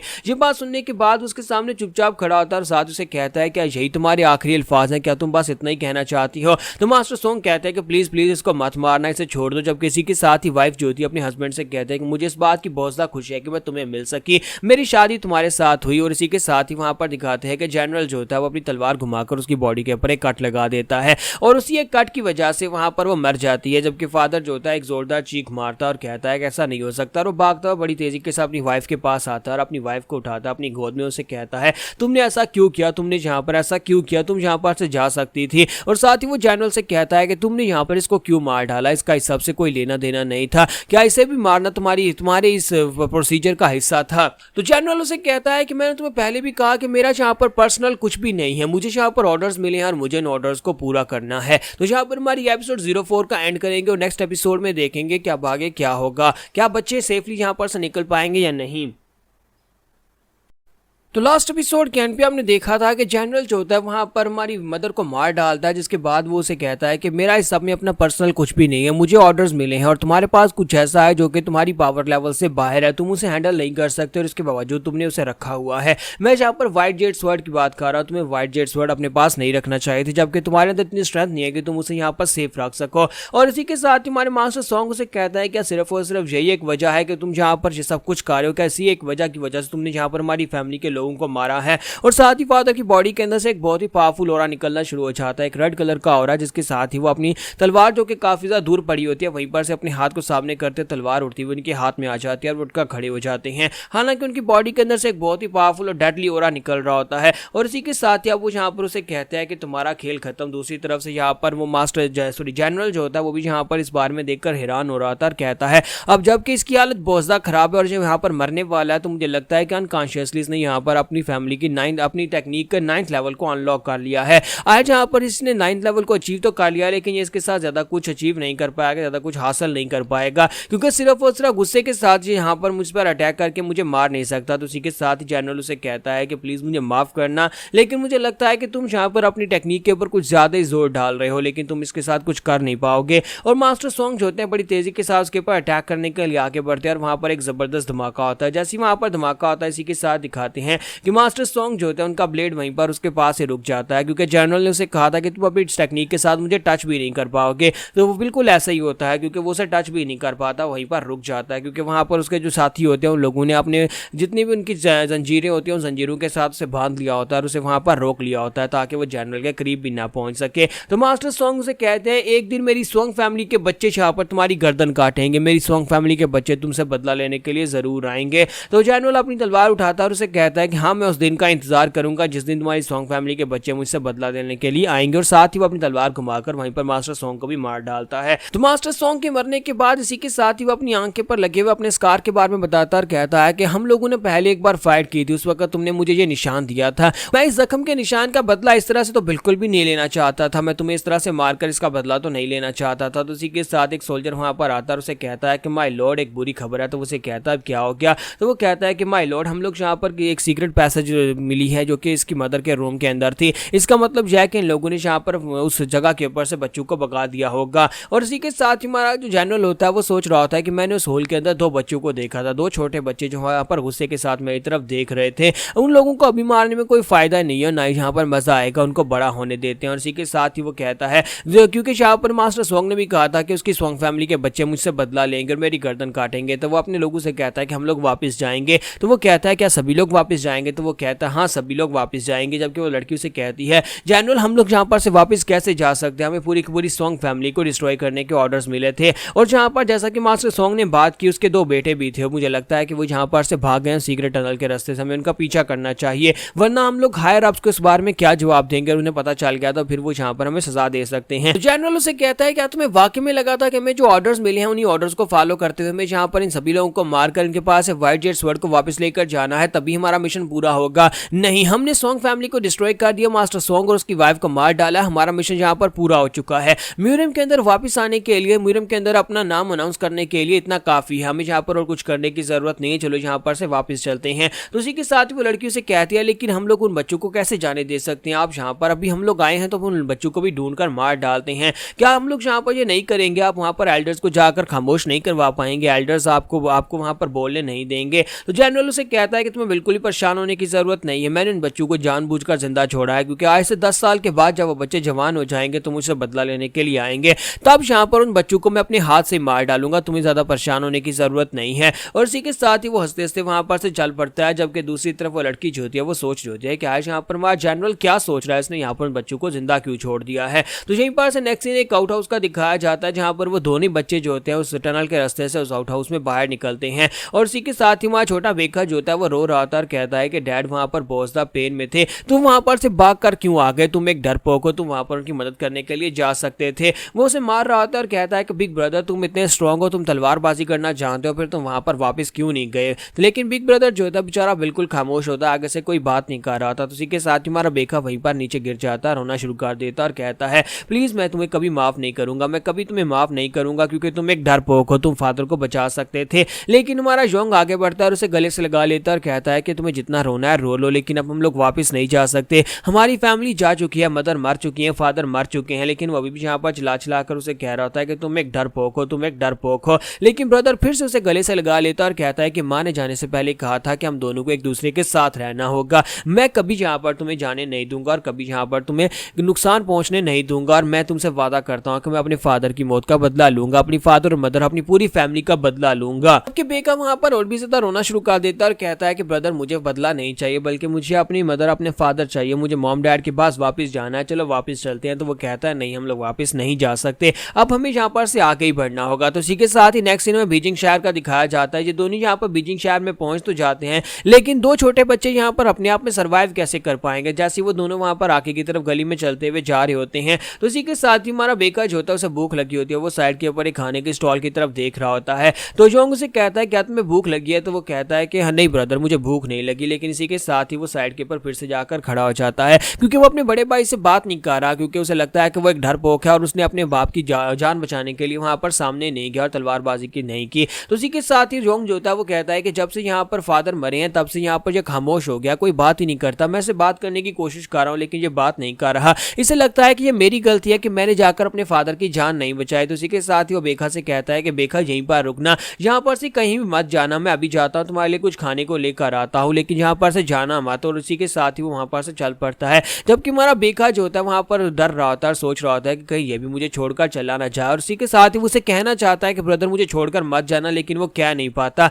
और वो कह रहा होता है कि मुझे यहाँ पर कुछ भी नहीं खाना, बस मेरे साथ रहो। लेकिन इतनी देर में उसका ब्रदर जो होता है वहां पर से चला जाता है। जब उसका ब्रदर चला जाता है यहाँ पर बीच की एक दो पिक्चर्स जो है मिसिंग है, और वो पिक्चर मिसिंग जो है उसमें शायद कुछ इंपॉर्टेंट हुआ। लेकिन इसी के साथ दिखाता है कि हमारा जोंग जो होता है वो ग्राउंड के ऊपर गिरा पड़ा होता है। वहां पर एक मास्टर, बुड्ढा मास्टर जो होता है उसकी पल्स को चेक कर रहा होता है और कहता है कि मुझे लगता है कि ये लड़का जो है इसके अंदर बहुत ज्यादा कमजोरी हो गई है, क्योंकि काफी दिन से इसने कुछ खाया नहीं होगा, जिसकी वजह से यहाँ लड़का यहाँ पर ग्राउंड के ऊपर गिर गया है। जिस तरह से इस लड़के ने अपनी बॉडी के ऊपर एक तलवार लटका रखी है और साथ ही जिस तरह से इस लड़के की बॉडी बिल्ड है, लगता है किसी बड़ी रिनोन फैमिली का मार्शल मास्टर लगता है। लेकिन इसके हालात इतने बुरे कैसे हो गए? और जैसे मास्टर जो होता है उसके हाथ में उस तलवार को दिखाता है, वो तलवार को देखते पहचान लेते हैं, यानी वो मास्टर व्हाइट जेड स्वॉर्ड को पहचानते होते हैं। व्हाइट जेड स्वॉर्ड को पहचान लेते हैं। इतनी देर में उसके पीछे वहां पर कुछ थग्स निकल आते हैं और कहते हैं ओए बुड्ढे खुसड़ कहीं के, जल्दी से साइड के ऊपर हट जाओ, ये लड़का हमारी तलवार लेकर भागा, इसने हमारी तलवार को चोरी किया है, ये तलवार हमारी है और हम लोग चुपचाप यहाँ पर से चले जाएंगे, तुम इस लड़के के साथ जो करना चाहो वो कर सकते हो। जब किसी के साथ ये बुड्ढा मास्टर जो होता है वो उठकर खड़ा हो जाता है और गुस्से के साथ उन लोगों से कहता है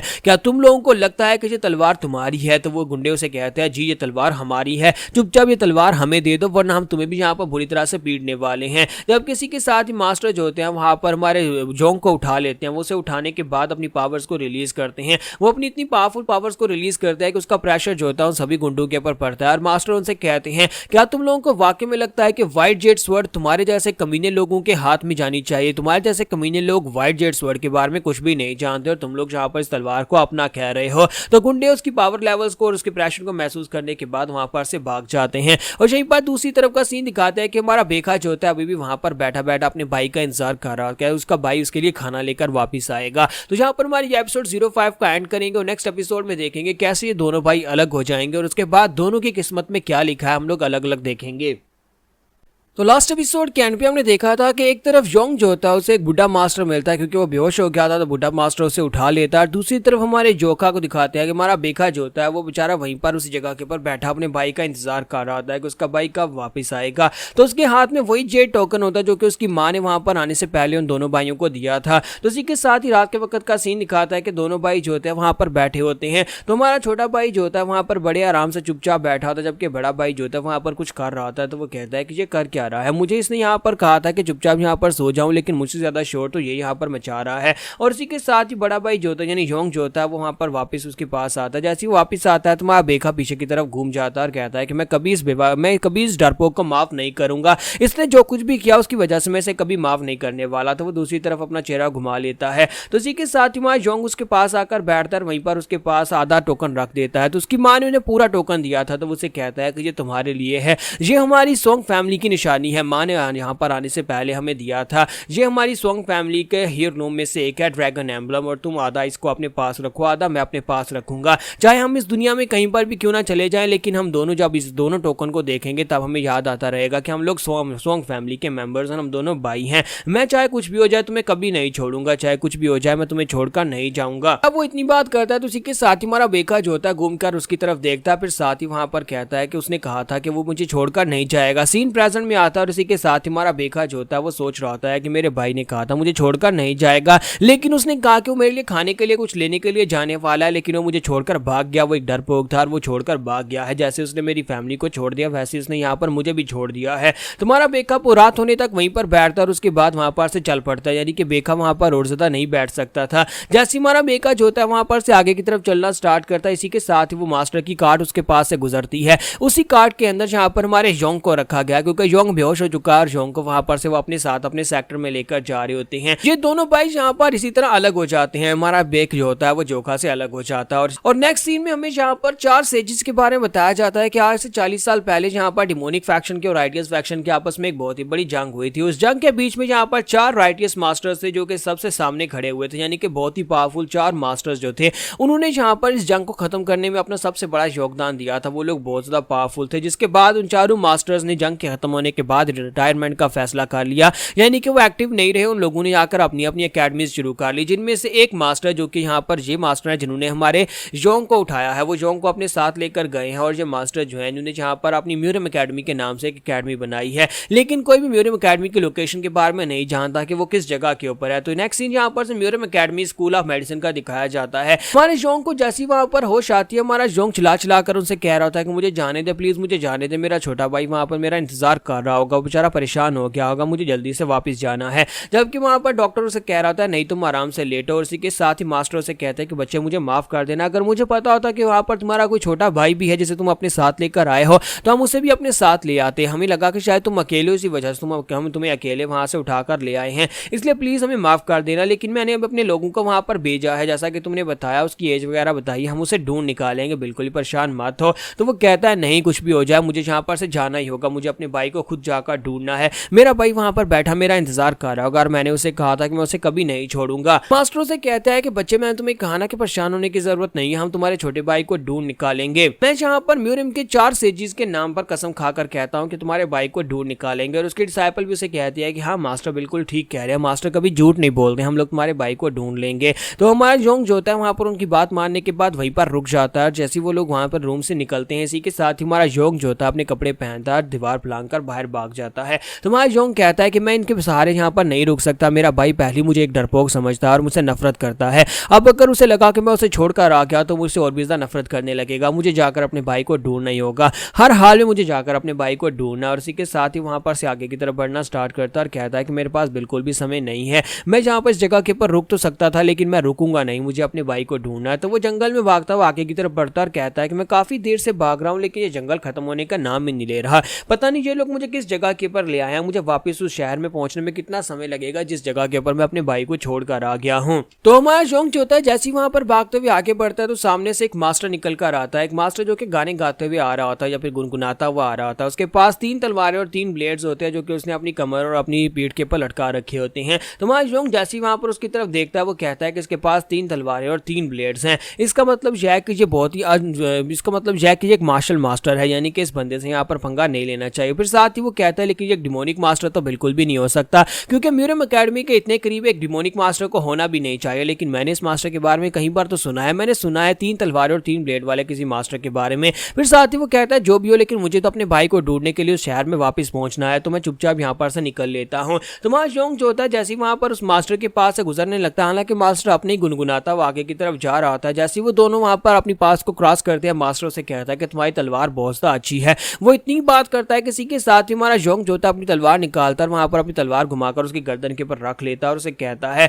अब चुपचाप यहाँ पर से चले जाओ, मैं भी यहाँ पर से चुपचाप चला जाऊंगा। जबकि मास्टर से कहता है कि बच्चे क्या हो गया, मैंने तो बस यहाँ पर तुम्हारी तलवार की तारीफ की और तुमने तो अपनी तलवार निकालकर मेरी गर्दन पर रख दी। तुम्हारा योंग उसे कहता है कि सभी लोग इस तलवार की तारीफ करते हैं, पहले वो तारीफ करते हैं फिर इस तलवार को छीनने की कोशिश करते हैं, और तुम भी ऐसा ही करने वाले हो, इसलिए अगर तुम जिंदा रहना चाहते हो तो चुपचाप यहाँ पर से निकल जाओ, पहले अपने प्रेशर पॉइंट्स को सील करो ताकि मैं यहाँ पर से जा सकूं। तुम यहाँ पर पर कुछ भी उल्टा सीधा नहीं करोगे। तो मास्टर से कहते हैं कि लड़के क्या तुम देख पा रहे हो मेरे पास 3 तलवारें हैं और 3 ब्लेड्स हैं, मुझे इस तलवार की जरूरत नहीं है। आयरन मैन यहाँ पर तुम्हारी तलवार क्यों लेना चाहूंगा। जबकि मा जोंग उसे कहता है अपनी बकवास बंद करो, चुपचाप अपने प्रेशर पॉइंट्स को सील करो। जबकि मास्टर से कहता है कि लड़के तुम तो कुछ ज्यादा इंपेशेंट हो, और इसी के साथ ही वो उंगली के साथ उसकी तलवार को फ्लिक करता है जिससे हमारा जोंग जो होता है पीछे की तरफ गिर जाता है। वो काफी दूर जाकर गिरता है लेकिन फिर से उठकर खड़ा हो जाता है फाइट करने के लिए, और साथ ही वो सोच रहा होता है कि मैं इस मास्टर को ऐसे कैसे जाने दे सकता हूँ, ये मेरा पीछा करके मुझे मार सकता है, कि मुझे हर हाल में से फाइट को जीतना होगा। और साथ ही वो अपने हाथ की तरफ देख रहा होता है कि उसकी तलवार जो होती है वो कांप रही होती है। तो मास्टर उसे कहते हैं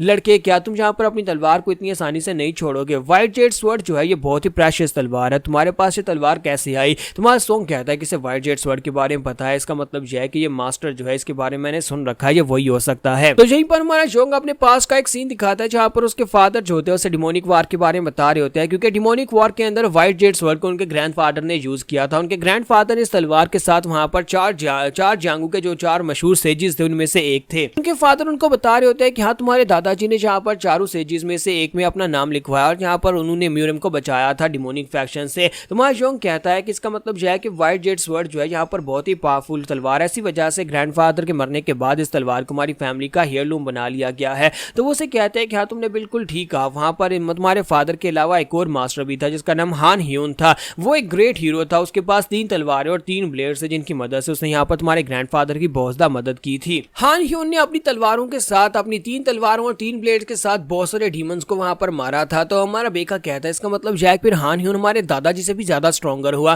तो उसके फादर उसे कहते हैं कि हाँ हान ह्यून तुम्हारे दादाजी से भी ज्यादा स्ट्रॉन्गर था, यहाँ तक कि चारों सेजिस में से वो काफी ज्यादा पावरफुल था, ये कह लो कि वो दूसरे तीसरे नंबर पर था। तो इसी के साथ ही वो उनसे कहते हैं क्या तुम्हें पता है कि डिमोनिक फैक्शन के अंदर लोग अभी भी जहां पर हान ह्यून के नाम से डरते हैं। वो लोग कहते हैं कि अगर किसी भी जगह के पर 3 तलवारें और 3 ब्लेड दिखाई दे उसी वक्त वहां पर से अपनी जान बचाकर भागो वरना हान ह्यून तुम्हें मार डालेगा। सीन प्रेजेंट में आता है जहां पर मा जोंग कहता है कि ऐसा कैसे हो सकता है, ये मास्टर हान ह्यून कैसे हो सकते हैं। फिर साथ ही वो कहता हो सकता है कि हान ह्यून ने अपनी अपीयरेंस को चेंज किया हो, क्योंकि अगर ये ग्रैंडफादर के जमाने से है तो फिर इसकी एज बहुत ज्यादा होनी चाहिए थी, लेकिन ये काफी ज्यादा यंग लग रहा है। तो मास्टर हान ह्यून उसे कहते हैं कि मुझे नहीं पता कि बच्चे तुम किस सिचुएशन से गुजर रहे हो, लेकिन वो लोग जो मेरी गर्दन के ऊपर अपनी तलवार रखते हैं वो लोग जिंदा नहीं बच पाते। और जहां पर हमारी एपिसोड 06 का एंड करेंगे और नेक्स्ट एपिसोड में देखेंगे कि आप हमारे जोंग की किस्मत में क्या और दूसरी तरफ से बेखा की किस्मत में क्या है जो कि अलग हो चुका है।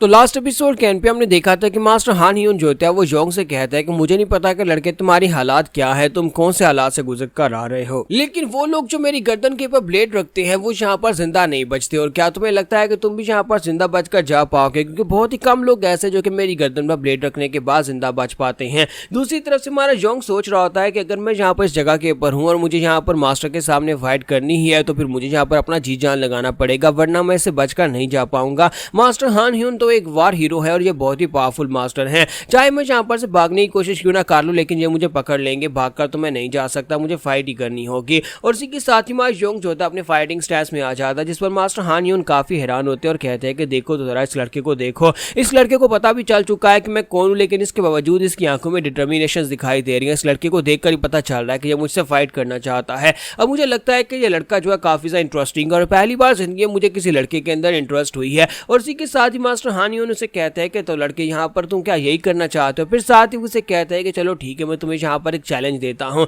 मैं चाहता हूँ कि तुम यहाँ पर मेरे पर अटैक करो, तुम इस तरह से अटैक करो कि 20 सेकंड्स के अंदर अंदर मुझे अपनी तलवार निकालने पर मजबूर कर दो।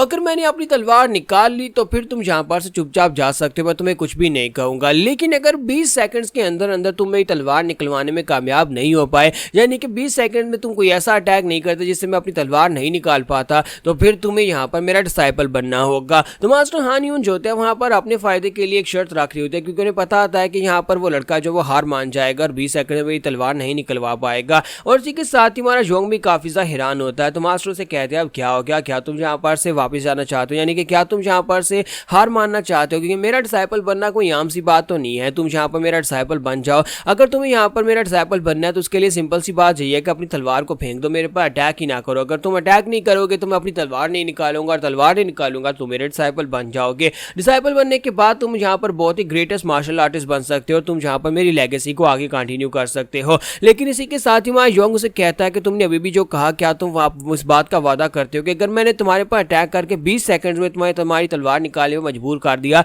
तो क्या तुम मुझे जाने दोगे? तो ये बात सुनने के बाद वो काफी हैरान होते हैं और कहता है कि लड़के कहीं तुम्हारा दिमाग तो नहीं खराब, मैंने यहाँ पर तुम्हें इतनी अच्छी ऑफर दी है कि तुम यहाँ पर मेरे डिसाइपल बन सकते हो, लेकिन क्या तुम वाकई में यहाँ पर मेरे पर अटैक करके ये देखना चाहते हो कि क्या तुम 20 सेकंड में मेरी तलवार निकलवा पाओगे या नहीं? तो इसी के साथ ही अब यहाँ पर 2 साल के बाद का सीन दिखाया जाता है। वक्त बड़ी तेजी के साथ गुजर जाता है। 2 साल के बाद एक गांव का सीन दिखाता है। एक छोटे से गांव के अंदर दिखाता है एक मर्चेंट जो होता है वहां पर अपनी बनाई हुई शायद तलवारें बेच रहा होता है। वो एक लोहार होता है, लेकिन आजकल वो तलवारें नहीं बना रहा होता, कुछ खेती बाड़ी के औजार बना रहा होता है। तो यहाँ पर औजार बेच रहा होता है। तो एक बंदा उसके पास आता है और उसे कहता है ये लो जो तुम्हारे पैसे। तो उसे कहता है लेकिन तुमने अभी तक यहाँ पर हथियार चेक भी नहीं किया और तुम यहाँ पर मुझे पहले पैसे दे रहे हो। तो वो बंदा उसे कहता है कि मास्टर ओ, आपके बारे में कौन नहीं जानता, आप यहाँ के सबसे महान ब्लैक स्मिथ हैं। आप चाहे यहाँ पर एक तलवार बनाए वो भी एक डिवाइन लेवल की बनती है, फिर आप यहाँ पर जो कुदाल बना रहे हैं वो भी अच्छी ही होगी। तो इसी के साथ ही मास्टर जो होते हैं सॉन्गबेक से कहता है कि सॉन्गबेक बच्चे जल्दी से वो सारी चीजें यहाँ पर ले आओ, हमने सारी चीजें बेच दी हैं। तो वहाँ सॉन्गबेक जो होता है वहाँ पर उन चीजों को उठाकर ले आता है, कहता है कि ये ले मैं सारी चीजें ले आया हूँ। तो वो यहाँ पर खेती बाड़ी के औजार होते हैं, वो कहता है कि क्या मैं इन्हें यहाँ पर रख दूँ? तो वो कहते हैं हाँ क्यों नहीं यहाँ पर रख दो। तो असल में वो बंदा किसान जो होता है वो यहाँ पर इससे पास से पहले भी चीजें खरीद चुका है। तो वो कहता है कि देखो तो यहाँ पर वक्त कितनी तेजी के साथ गुजर गया, 2 साल हो चुके हैं। 2 साल पहले तुम इस बच्चे को अपने साथ लेकर आए थे तब ये बच्चा कितना छोटा था और 2 साल के बाद देखो ये बच्चा कितना लंबा हो चुका है। अगर तुम उस दिन इस बच्चे को अपने साथ लेकर नहीं आते तो फिर यहाँ पर ये बच्चा वहीं पर गलियों में कहीं पर भीख मांगते मांगते मर जाता। साथ ही वो कहता है लेकिन देखो तो जरा 2 साल तो मुझे भी हो गए हैं तुम्हारे पास आकर खरीदारी करते हुए, लेकिन 2 साल में मैंने कभी इस लड़के को मुस्कुराते हुए नहीं देखा, मैंने इस लड़के को ज्यादा बात करते हुए नहीं देखा, ये लड़का हमेशा खामोश क्यों रहता है? तो मर्चेंट ओ भी उसे कहता है कि मुझे नहीं पता, मेरे साथ भी ये ऐसा ही रहता है। तो उसी के साथ ही वापस अपने घर की तरफ चल पड़ते हैं। अपना सामान बेचने के बाद अपने घर की तरफ वापस जा रहे होते हैं और हमारा बेका जो होता है उसके साथ साथ ही चल रहा होता है। मास्टर ओ जो होता है वो सोच रहे होते हैं कि चाहे मैं कितनी बार इस लड़के की तरफ क्यों ना देख लूं, मुझे इस लड़के की बिल्ड कोई ऑर्डिनरी बिल्ड नहीं लगती, यानी कि इसकी बॉडी उसकी शेप को देखकर ऐसा ही लगता है किसी मार्शल मास्टर का बेटा है, किसी बड़ी फैमिली का यंग मास्टर है, किसी मार्शल आर्टिस्ट की फैमिली से है। लेकिन आखिर इस लड़के की ये हालत कैसे हो गई कि यहाँ पर मुझे इस हालत में क्यों मिला, यानी कि वहां पर उस वक्त ये मुझे ऐसे मिला था जैसे कि यहाँ पर किसी भिखारी का बच्चा और जहाँ पर भूख की वजह से बैठा हो। तो मास्टर ओ से कहते हैं कि सॉन्गबेक मुझे एक बात तो बताओ, क्या तुम अपने घर वापस नहीं जाना चाहते? क्या तुम्हारी फैमिली नहीं है? क्या तुम्हारी फैमिली तुम्हारा वेट नहीं कर रही? तो मां सॉन्गबेक उनसे कहता है कि नहीं मास्टर, मेरी कोई फैमिली नहीं है और ग्रैंडफादर और जैया से मेरी फैमिली है। आपको पता है ना कि 2 साल पहले से मैंने आपको अपना ग्रैंडफादर मान लिया था और तब से आपके साथ ही मैं जहाँ पर रह रहा हूँ, मैं आपके साथ ही रहने वाला हूँ। तो इसी के साथ जैसे ही अपने घर वापस पहुंचते हैं तो वहां पर इंपीरियल आर्मी खड़ी होती है। तो उन्हें देखने के बाद सॉन्गबेक कहता है कि ये क्या, यहाँ पर आर्मी क्या कर रही है? और वहीं पर उनके साथ आर्मी का जनरल भी होता है। तो उसे देखने के बाद मास्टर ओ कहता है कि ये तो आर्मी जनरल है। वो जल्दी से भागता हुआ नीचे आता है और कहता है कि सर आप मुझे पहले ही बता देते, आप यहाँ पर इस तरह से अचानक आप आ रहे हैं। तो उसे कहता है कोई बात नहीं मास्टर ओ, मैं यहाँ पर तुम्ही से मिलने के लिए आया और मुझे यहाँ पर आज तुमसे एक बहुत ही खास काम है। तो ये डोंगबैंग क्लैन के मास्टर डोंगबैंग चुनहू होते हैं जो कि ग्रेट इंपीरियल आर्मी के ग्रेट जनरल भी हैं। तो मास्टर ओ और बेका दोनों वहां पर उसके सामने अपना सर झुकाते हैं और उसे ग्रीट करते हैं, जब किसी के साथ ही दिखाते हैं एक छोटी सी बच्ची भी उनके साथ होती है। तो मास्टर डोंगबैंग की बेटी होती है, तो वो अपने साथ अपनी छोटी बेटी को भी लेकर आए होते हैं। तो हमारा बेका जो होता है उसकी बेटी की तरफ देखता है जबकि उसकी बेटी बेका की तरफ देखती है। इसी के साथ ही नेक्स्ट सीन में हमारे बेका को दिखाता है कि वो बाहर जाकर एक पेड़ के नीचे बैठा होता है और वहां पर वेट कर रहा होता है, क्योंकि उसे फिलहाल के लिए घर के अंदर जाने की इजाजत नहीं होती, क्योंकि वहां पर ग्रेट जनरल जो होते हैं मास्टर ओ के साथ अंदर डिस्कशन कर रहे होते हैं। और हमारा बेका जो होता है वहीं पर बैठा बैठा सोच रहा होता है कि हमारे पास भी इस तरह की एक कैरेज थी, हमारे घर में जो कैरेज थी वो भी इसी की तरह काफी ज्यादा बड़ी कैरेज थी। वहां पर बैठा होता है तो उसी के साथ ही माई डोंगबैंग राई जो होती है वहां पर से निकल कर आती है और उसे कहती है कि ये क्या तुम यहाँ पर अकेले बैठे क्या कर रहे हो? तो वो अपने गार्ड के साथ वहां पर आती है और आकर उससे बात करने लग जाती है और उसे कहती है कि मेरा नाम डोंगबैंग राई है, तुम्हारा नाम क्या है? तुम्हारा बेका आगे से बिल्कुल खामोश होता है, जिस पर गार्ड उसे कहता है कि लड़के क्या तुम्हें यहाँ पर किसी ने तमीज नहीं सिखाई? हमारी राय तुमसे यहाँ पर पूछ रही है और तुम यहाँ पर आगे से जवाब नहीं दे रहे, तुम्हें नहीं लगता कि तुम्हें इसे आगे से जवाब देना चाहिए? और इसी के साथ ही राय उसे कहता है कि तुम तो शांति रहो, मुझे जाकर इससे बात करने दो। और इसी के साथ ही वो उसके पास चली जाती है और जाकर उसके पास ही बैठ जाती है। तो हमारा बेका भी इस बात से काफी ज्यादा हैरान होता है कि यह लड़की अचानक से उसे पास आकर क्यों बैठ गया, लेकिन साथ ही वो शर्माना भी शुरू कर देता है, क्योंकि वो जब उसे करीब से देखता है तो वो कहता है ये करीब से तो और भी ज्यादा प्यारी लग रही है। तो डोंगबैंग राई उसे कहती है कि मेरा नाम डोंगबैंग राई है, मैं तुम्हें दोबारा बताती हूँ, मेरी उम्र 9 साल है, तुम अपना नाम बताओ। तो इसी के साथ ही हमारा बेका उसे अपना नाम बताता है और कहता है कि मेरा नाम सॉन्ग बेक है और मेरी उम्र 16 साल है। तो वो उसे कहती है क्या तुम्हारी उम्र 16 साल है, तो उसका मतलब यह है कि तुम तो मेरे एल्डर ब्रदर हुए। तो ये बात सुनने के बाद माँ सॉन्ग बेक कहता है कि इस लड़की ने मुझे अपना एल्डर ब्रदर बना लिया। फिर साथ ही वो उसे कहते हैं कि अब जबकि तुम मेरे एल्डर ब्रदर हो तो फिर तुम मुझे यहाँ पर राइमी कहकर पुकार सकते हो, आज के बाद से तुम मुझे राइमी कहा करना। हमारा बेका उसे कहता है कि अच्छा तो मैं तुम्हें आज के बाद से राइमी कहूँ, ये तो काफी अजीब नाम है। तो वो उसे कहती है कि हाँ ये बहुत ही प्यारा और निकनेम है सिर्फ और सिर्फ तुम्हारे लिए, तुम मुझे राइमी कह सकते हो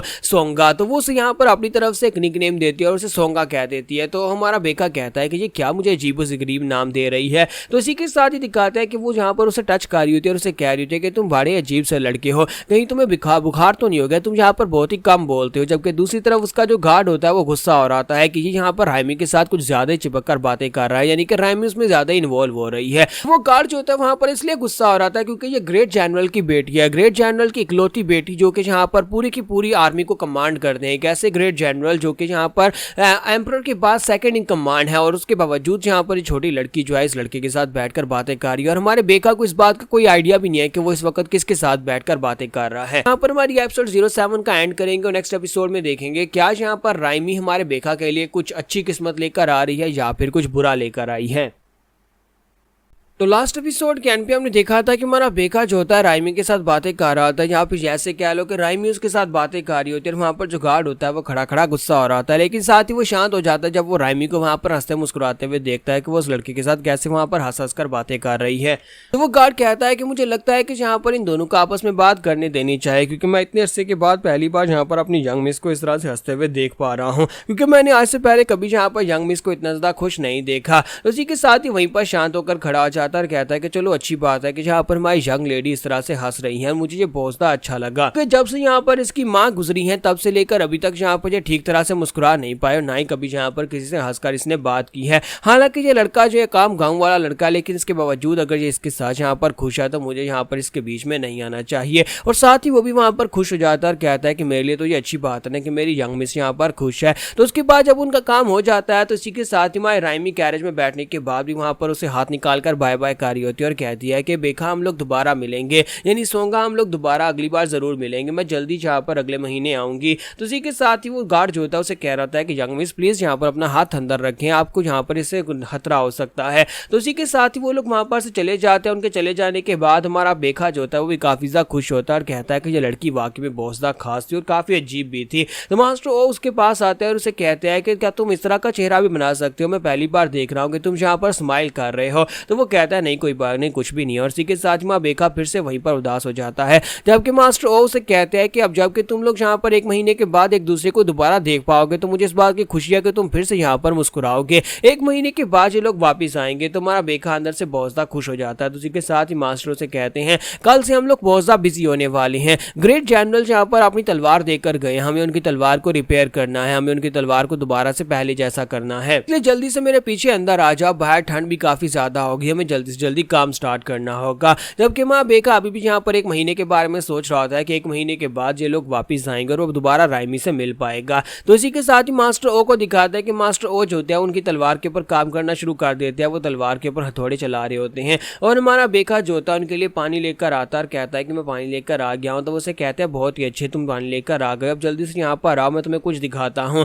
तो इसी के साथ ही मास्टर से कहते हैं कि आज मैं तुम्हें यहाँ पर दिखाता हूँ कि हम लोग एक तलवार को कैसे रिपेयर करते हैं। पिछले 2 साल से तुमने यहाँ पर मुझे कोई तलवार बनाते हुए नहीं देखा होगा क्योंकि मैंने अब ये काम छोड़ दिया हुआ, मैं सिर्फ और सिर्फ यहाँ पर आम खेती बाड़ी के टूल्स ही बनाता हूँ और तुमने यहाँ पर उन्हीं टूल्स को बनाते हुए देखा होगा। तुम्हारा बेका कहता है कि क्या आप यहाँ पर एक लॉन्ग स्वर्ड को दोबारा से रिपेयर करने की कोशिश कर रहे हैं। तो मास्टर उसे कहता है कि हाँ ये एक लॉन्ग स्वर्ड है और साथ ही वो सोच रहे होता है कि मेरी बात इस लड़के के बारे में वाकई में सही थी, मैंने कहा था कि यह लड़का एक बड़े मास्टर क्लैन का यंग मास्टर लगता है, इसने तलवार को देखते पहचान लिया कि ये एक ब्लेड नहीं है बल्कि एक लॉन्ग स्वर्ड है। इसी के साथ ही मास्टर जो होते हैं वो कहते हैं कि पता नहीं इस लड़के की फैमिली कहाँ पर होगी और यह लड़का अपनी फैमिली में वापस क्यों नहीं जाना चाहता, अपनी फैमिली से क्यों भागा होगा और इसकी हालत ऐसी क्यों है, इसकी सर्कमस्टांसेस क्या है, मुझे बिल्कुल ही पता नहीं है। लेकिन जैसे मास्टर ओ जो होते हैं उसकी तरफ देखते हैं कि हमारा जोखा जो होता है उसके हाथ वहां पर कांप रहे होते हैं और वो गुस्से में होता है, यानी कि गुस्से के साथ उसके हाथ शेक कर रहे होते हैं, जबकि हमारा जोखा जो होता है वो अंदर से ये सोच रहा होता है कि इसी एक तलवार की वजह से उसकी पूरी फैमिली डिस्ट्रॉय हो गई। वो यहाँ पर व्हाइट जेड स्वॉर्ड के बारे में बात कर रहा होता है, यानी कि व्हाइट जेड स्वॉर्ड की वजह से डिमोनिक फैक्शन के लोगों ने उनके ऊपर आकर अटैक अटैक किया और उस तलवार की वजह से उनकी पूरी फैमिली को मार दिया गया। और वो काफ़ी ज़्यादा गुस्से में होता है और कहता है कि ये बकवास तलवार है, मुझे ऐसी तलवार से नफरत है, मैं जहाँ पर तलवारों से नफरत करता हूँ। जैसे ही वो इतना कहता है, इसी के साथ ही मास्टर से कहता है कि तलवार तो सिर्फ तलवार होती है। तो माँ बेका उनसे कहता है कि इस बात का क्या मतलब है, आपने ऐसा क्यों कहा। तो वो उसे कहता है कि मैंने जहाँ पर यही कहा कि तलवार तो तलवार होती है, तुम अभी जहाँ पर तलवार को कोस रहे थे, तुम किसी तलवार के बारे में बात कर रहे थे कि तो तलवार जो है बहुत ज़्यादा घटिया या फिर किसी कमीनी तलवार की वजह से ये सब कुछ हुआ, लेकिन एक तलवार तो सिर्फ एक तलवार होती है। जब एक तलवार को एक राइटियस मास्टर अपने हाथ में पकड़ेगा तो वो इंसानियत को बचाने के लिए उस तलवार को इस्तेमाल करता है, वो डिमोनिक मास्टर्स को मारता है। लेकिन अगर यहाँ पर उसी तलवार को एक डिमोनिक मास्टर पकड़ेगा तो वो यहाँ पर राइटियस मास्टर्स को या फिर मासूम लोगों को मारने के लिए इस्तेमाल करेगा। तो इसमें यहाँ पर तलवार का तो कोई कसूर ना हुआ, तलवार तो तलवार होती है, वो एक मेटल का टुकड़ा होता है जो कि यहाँ पर बहुत सारे लोगों की जान भी बचा सकता है। खासतौर पर यह तलवार जो कि जनरल की तलवार है, ये हमारे जनरल कमांडर की तलवार है जिसके नीचे पूरे मिलियन सोल्जर्स की आर्मी काम करती है। वो इस तलवार की मदद से यहाँ पर उनको कमांड करते हैं, 1 मिलियन सोल्जर्स जो कि यहाँ पर हमारे पूरे के पूरे एम्पायर की रक्षा करते हैं। यानी कि ये तलवार कोई बुरी तलवार नहीं है बल्कि एक अच्छी तलवार है। लेकिन अगर एक डिमोनिक मास्टर इस तलवार को यूज करेगा तो फिर ये खतरनाक तलवार बन जाएगी और यही तलवार जो है इसका नाम खराब हो जाएगा। क्या तुम समझ पा रहे हो कि एक तलवार सिर्फ और सिर्फ एक तलवार ही होती है। तो मास्टर वो उसे कहते हैं कि बच्चे अगर तुम सारी जिंदगी यहाँ पर अपने अंदर नफरत ही पालते रहोगे तो फिर तुम कैसे यहाँ पर आगे जी पाओगे, तुम्हें अभी यहाँ पर अपनी पूरी जिंदगी गुजारनी है। अब जरा गौर से देखो यहाँ पर इस तलवार को मैं कैसे मोल्ड करता हूँ, तुम्हें अपनी जिंदगी को दोबारा से यहाँ पर एक नई शेप देनी होगी। तुम्हारा जोखा जो होता है यहाँ पर उनके लिए बार बार पानी लेकर आ रहा होता है क्योंकि एक तलवार को बनाने में बार बार उसे गर्म और ठंडा करने में पानी की जरूरत पड़ती है। तुम्हारा बेका जो होता है वहां पर उसे ग्रैंडफादर की बातें समझ तो नहीं आई, लेकिन कम से कम उसे यहाँ पर इतना समझ आ चुका है कि अगर उसे जिंदा रहना है तो उसके लिए उसे यहाँ पर अपने अंदर से नफरत को कम करना होगा। खास तौर पर इस तरह के वेपन्स और तलवारों के लिए अपनी नफरत को कम करना ही होगा। तुम्हारा बेका जो होता है जहाँ पर मास्टर ओ की बातें सुनने के बाद अपने पेरेंट्स को याद कर रहा था क्योंकि उसके पेरेंट्स भी जेन्युइनली उसे प्यार करते थे, तो वो अपने पेरेंट्स के बारे में याद करता है, फिर साथ ही यहाँ पर उसके बारे में याद करता है और कहता है कि राइमी वो बच्ची भी यहाँ पर मुझसे बहुत ज़्यादा लगाव रखती है, मुझे लगता है कि वो भी मुझसे प्यार करती है। और साथ ही वो शर्माना शुरू कर देता है और कहता है कुछ ही दिनों के बाद यहाँ पर पूरा महीना हो जाएगा और वो लोग अपनी तलवार लेने के लिए वापस आएंगे। और राइमी ने कहा था कि वो मुझसे मिलने के लिए आएगी, वो भी यहाँ पर आएगी। तो उसी के साथ ही हमारा बेका गुनगुनाते हुए अंदर की तरफ आता है। जैसे वहाँ पर अंदर आता है तो उसी के साथ ही देखता है कि ग्रैंडफादर ग्राउंड के ऊपर गिरे पड़े होते हैं और वो वहाँ पर से भागता हुआ ग्रैंडफादर के पास जाता है और उन्हें उठाकर अंदर ले जाता है। डॉक्टर को बुलाकर लाता है तो डॉक्टर उसको चेक करते हैं और चेक करने के बाद उसके ऊपर कपड़ा दे देते हैं क्योंकि वो बेहोश पड़ा होता है। तो हमारा बेका उनसे कहता है कि डॉक्टर जी आप क्या कार्य है, मुझे बताएं कि इसकी क्या हालत है, मेरे ग्रैंडफादर ठीक हो जाएंगे। तो इसी के साथ ही डॉक्टर अपने पास से मेडिसिन निकालता है और उसे कहता है कि सुबह शाम ये मेडिसिन इसे पानी में घोल कर दे देना। तो वो कहता है कि क्या इससे जल्दी से ठीक हो जाएंगे। तो डॉक्टर उसे कहता है नहीं बेका बच्चे, मैं यहाँ पर इसके दर्द को कम करने के लिए मेडिसिन दे रहा हूँ, ये कभी ठीक नहीं हो पाएगा, ये बहुत ही जल्दी मरने वाला है। तो बेका कहता है कि इस बात का क्या मतलब है। तो डॉक्टर चुपचाप वहाँ पर से बाहर निकल जाता है और उसे कहता है कि मास्टर ओ एक बहुत ही अच्छे इंसान है, उम्मीद करता हूँ कि यहाँ पर इनके मरने के बाद तुम इन्हें एक अच्छी जगह के ऊपर दफनाओगे क्योंकि उन्होंने सारी जिंदगी अच्छे काम ही किए हैं। और इसी के साथ डॉक्टर वहाँ से चला जाता है। डॉक्टर के चले जाने के बाद ग्रैंडफादर को होश आ जाती है। ग्रैंडफादर जो होते हैं उठकर बैठ जाते हैं और कहते हैं देखो तो जरा यहाँ पर मेरी किस्मत तो देखो, मुझे तो लगा था कि मैं यहाँ पर जनरल की उस तलवार को कंप्लीट कर ही दूंगा, उस तलवार को कंप्लीट करने के बाद ही मरूंगा क्योंकि मेरे पास इतना समय होगा, लेकिन अफसोस कि मेरे पास इतना वक्त नहीं है, लगता है कि मैं पहले ही मर जाऊंगा। फिर साथ ही वो कहते हैं लेकिन अब मुझे यहाँ पर सॉन्ग बेग के लिए बहुत ही बुरा लग रहा है, उस बच्चे को 2 साल पहले मैं अपने साथ लेकर आया था और अब यहाँ पर मैं भी उसे छोड़कर चला जाऊंगा। तो इसी के साथ उन्हें यहाँ पर अपने दूसरे रूम के अंदर से जहाँ पर वो काम करते हैं वहाँ पर हथौड़े चलाने की आवाज आ रही होती है, कोई यहाँ पर तलवार के ऊपर जोर जोर से हथौड़े मार रहा होता है। तो मास्टर ओ जो होते हैं वहाँ से निकल कर आते हैं और कहता है कितनी रात के वक्त कौन जहाँ पर हथौड़े चला रहा है। तो जैसे ही वहाँ पर आते हैं तो ये देखकर बहुत ज़्यादा हैरान होते हैं कि हमारा बेका जो होता है हथौड़े मार मार कर उस तलवार को तोड़ने की कोशिश कर रहा होता है। वो वहाँ पर जोर जोर से हथौड़े उसके ऊपर चला रहा होता है ताकि उस तलवार को तोड़ सके। वो सोच रहा होता है कि अगर मैं इस तलवार को तोड़ दूंगा तो इसी तलवार की गलती है, इस तलवार को बनाने के चक्कर में ग्रैंडफादर की ये हालत हो गया, वो इतने बीमार हो गए हैं। पहले मॉम और डैड मुझे छोड़कर चले गए और फिर मेरा ब्रदर मुझे छोड़कर चला गया और उसके बाद अब यहाँ पर ग्रैंडफादर भी क्या मुझे छोड़कर चले जाएंगे। सभी लोग मेरी जिंदगी में यहाँ पर मुझे छोड़कर क्यों चले जाते हैं, इस बार मैं ऐसा बिल्कुल भी नहीं होने दूंगा। मैं अपने आप को स्ट्रॉन्ग बनाऊंगा ताकि कोई यहाँ पर मुझे छोड़कर ना जाए, उसके बाद कोई मुझे छोड़कर नहीं जा पाएगा। तो यहाँ पर हमारी एपिसोड 08 का एंड करेंगे और नेक्स्ट एपिसोड में देखेंगे क्या ग्रैंडफादर वाकई में से छोड़कर चले जाएंगे और तो लास्ट एपिसोड के एंड पे हमने देखा था कि ग्रैंडफादर जो होते हैं वहां पर आते हैं और आकर खड़े होकर देख रहे होते हैं कि हमारा बेखा उस तलवार को तोड़ने की कोशिश कर रहा है। वो उसके ऊपर हथौड़े मारी जा रहा था ताकि उस तलवार को तोड़ा जा सके। तो इसी के साथ हमारे ग्रैंडफादर जो होते हैं जहां पर अपने 2 साल पहले की बात बताते हैं। जब वो बेखा को इस हालत में देखते हैं तो बताते हैं कि 2 साल पहले ही डॉक्टर ने उसे जवाब दे दिया था। जब वो एक बड़े शहर में गया था डॉक्टर के पास अपना इलाज करवाने के लिए, तो डॉक्टर ने उसे कहा था कि तुम यहाँ पर जिंदा नहीं बच पाओगे, तुम्हारे पास बहुत ही कम समय बचा है, हो सकता है कि तुम 1-2 दिन में मर जाओ लेकिन तुम इससे ज्यादा नहीं जी सकते, तुम्हारे पास बहुत ही कम समय बचा है, तो यहाँ पर हर एक चीज को छोड़ दो। डॉक्टर ने उसे कहा था कि अपना लोहार का काम भी छोड़ दो। उसने तलवारें बनाना इसी वजह से पिछले 2 साल से बंद की हुई थी क्योंकि ये काम बहुत ज़्यादा थका देने वाला था और उसकी वजह से उसकी मौत जल्दी हो जाती। तो इसी के साथ ही वो कहते हैं कि अच्छा तो यहाँ पर मेरे पास यहाँ पर वक्त बहुत ही कम बचा है, मैं मरने वाला हूँ। तो डॉक्टर के पास एग्जामिनेशन करवाने के बाद ग्रैंडफादर जो होते हैं वहाँ पर मुस्कुराते हुए बाहर की तरफ निकलते हैं और कहते हैं कि हालांकि मैंने अपनी जिंदगी गुजार दिया, मेरे पास यहाँ पर मरने से डरने का क्या फायदा क्योंकि मैं अपनी सारी जिंदगी तो गुजार चुका हूँ।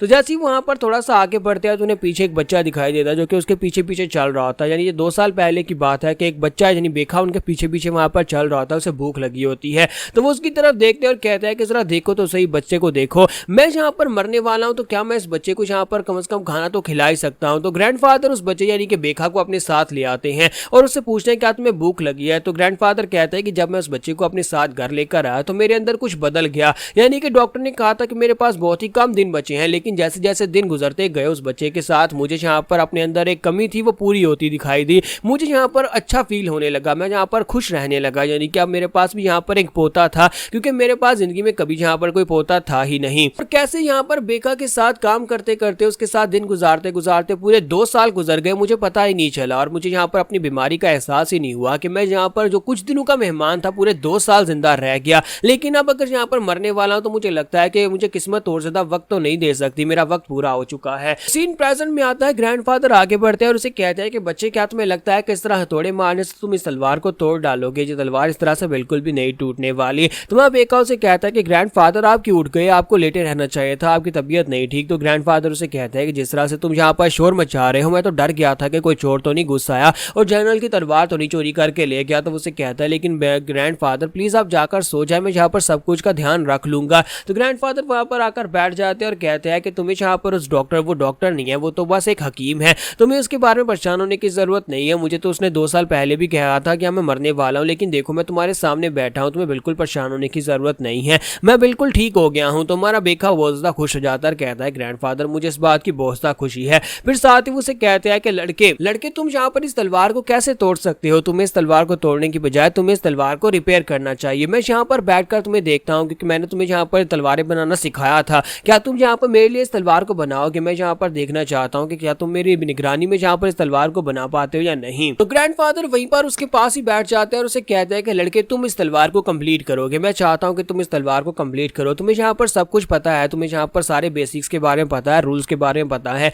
तो बेखा कहता है क्या वाकई में सीरियस है कि मैं इस तलवार को बनाऊं? तो वो उसे कहता है कि हाँ तुम यहाँ पर इस तलवार को बनाओ, कब तक तुम यहाँ पर मेरे लिए सिर्फ पानी लाते रहोगे या फिर यहाँ पर चीजें उठाकर इधर उधर रखते रहोगे? अब वक्त आ चुका है कि तुम भी यहाँ पर ये काम करो, मैं चाहता हूँ कि तुम खुद यहाँ पर तलवारें बनाना सिखाओ। तो इसी के साथ ही वो कहता है लेकिन मेरे हाथ कांप रहे हैं, मैं ये कैसे करूंगा? तो ग्रैंडफादर उसे कहता है कि शुरुआत में सभी के हाथ कांपते हैं लेकिन तुम ये कर सकते हो। और मेरा बेका बहुत ज्यादा खुश हो जाता है, कहता है तो क्या फाइनली यहाँ पर मुझे भी पहचाना जाएगा मेरे काम की वजह से? तो वो बहुत ज्यादा खुश हो जाता है, कहता है ठीक है ग्रैंडफादर इस तलवार को मैं ही कंप्लीट करूंगा, मुझे सारे बेसिक्स के बारे में पता है, फोर्जिंग का पता है। पहले यहाँ पर मेटल को गर्म किया जाता है, जब वो गर्म हो जाता है, जब वो रेड हो जाता है उसके ऊपर हथौड़े मारकर उसको शेप दी जाती है और उसके बाद यहाँ पर उसे ठंडा किया जाता है, मुझे सब कुछ पता है। तो वो यहाँ पर जनरल की तलवार को गर्म करता है, फिर साथ से बाहर निकालकर उसके ऊपर हथौड़े मारना स्टार्ट करता है। तो ग्रैंडफादर वहां पर बैठे बैठे सब कुछ देख रहे होते हैं, बेखा कैसे वहां पर काम कर रहा है, कैसे वो यहाँ पर इस तलवार के ऊपर हथौड़े चला रहा है। तो ग्रैंडफादर को इस बात का आइडिया हो जाता है कि ये इस तलवार को रिपेयर कर लेगा, उसके लिए इस तलवार को बनाना मुश्किल नहीं है। तो हमारा बेखा जो होता है वहां पर पूरी रात लगा देता है उस तलवार को बनाने में, जबकि ग्रैंडफादर वहां पर बैठे बैठे उसे दुआएं दे रहे होते हैं और कहते हैं कि मेरे बच्चे तुम्हारी वजह से मैं यहाँ पर 2 साल एक्स्ट्रा जी पाया, तुम्हारी वजह से मैंने अपनी जिंदगी की वो खुशियां जी ली जो कि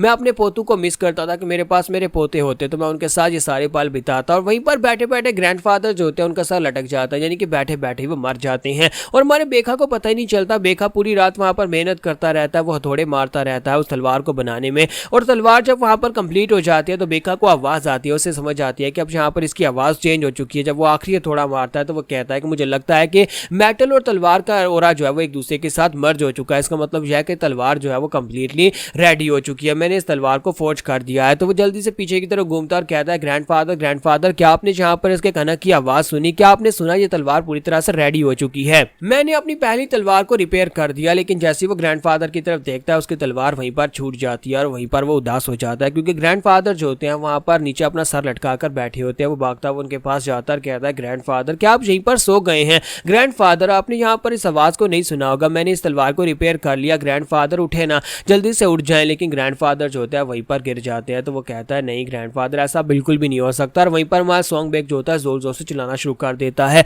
तो हमारा सॉन्ग बैग जो होता है पहली बार यहाँ पर इतनी जोर से अपने फादर के मरने पर चलाया था, दूसरी बार अब यहाँ पर वो चिल्ला रहा है अपने ग्रैंडफादर के मरने पर। और वो यहाँ पर उसके अंदर जितनी रिजेंटमेंट और जितना गुस्सा आता है वो सारे का सारा चिल्लाते चिल्लाते निकाल देता है। और उसे समझ नहीं आ रही होती कि अब वो आगे क्या करेगा, क्योंकि अब वो यहाँ पर इस जगह के ऊपर बिल्कुल अकेला है। वो ग्रैंडफादर के साथ पिछले 2 साल से रह रहा है, लेकिन अब ग्रैंडफादर भी मर चुके हैं। तो इसी के साथ ही महीना पूरा हो जाता है और जनरल जो होते हैं राइमी के साथ उस जगह के ऊपर आते हैं। और राइमी जो होती है वहां पर बड़ी शिद्दत के साथ हमारे जोखा से मिलने का वेट कर रही होती है। वो कैरेट से बाहर मुंह निकाल कर देख रही होती है और कहती है कि बेखा कहाँ पर है, मैं उससे मिलना चाहती हूँ। जबकि उसके फादर उसे कहते हैं कि तुम वाकई में उस लड़के को इतना ज्यादा मिस कर रही हो? तो वो कहती है हाँ डैड मैं उस लड़के को बहुत ज्यादा मिस कर रही हूँ। और जनरल सोच रहे होते हैं कि देखो तो जरा मुझे भी वो लड़का काफी ज्यादा पसंद है, वो लड़का काफी ज्यादा खास लगता है और काफी ज्यादा अच्छा भी है। इसी के साथ ही जैसे वो लोग अपनी कैरेज को घर के बाहर रोकते हैं तो हमारे राइमी भागती हुई अंदर आती है और कहती है कि सोंगा तुम कहाँ पर हो? एल्डर ब्रदर देखो मैं यहाँ पर आ गई हूँ, मैं राइमी तुमसे खेलने के लिए आई हूँ, तुम कहाँ पर हो? लेकिन जब वो अंदर आती है तो हमारे बेखा को देखते हैं कि बेखा वहां पर जनरल की तलवार लेकर बैठा होता है, उदास बैठा होता है और बैठा रो रहा होता है।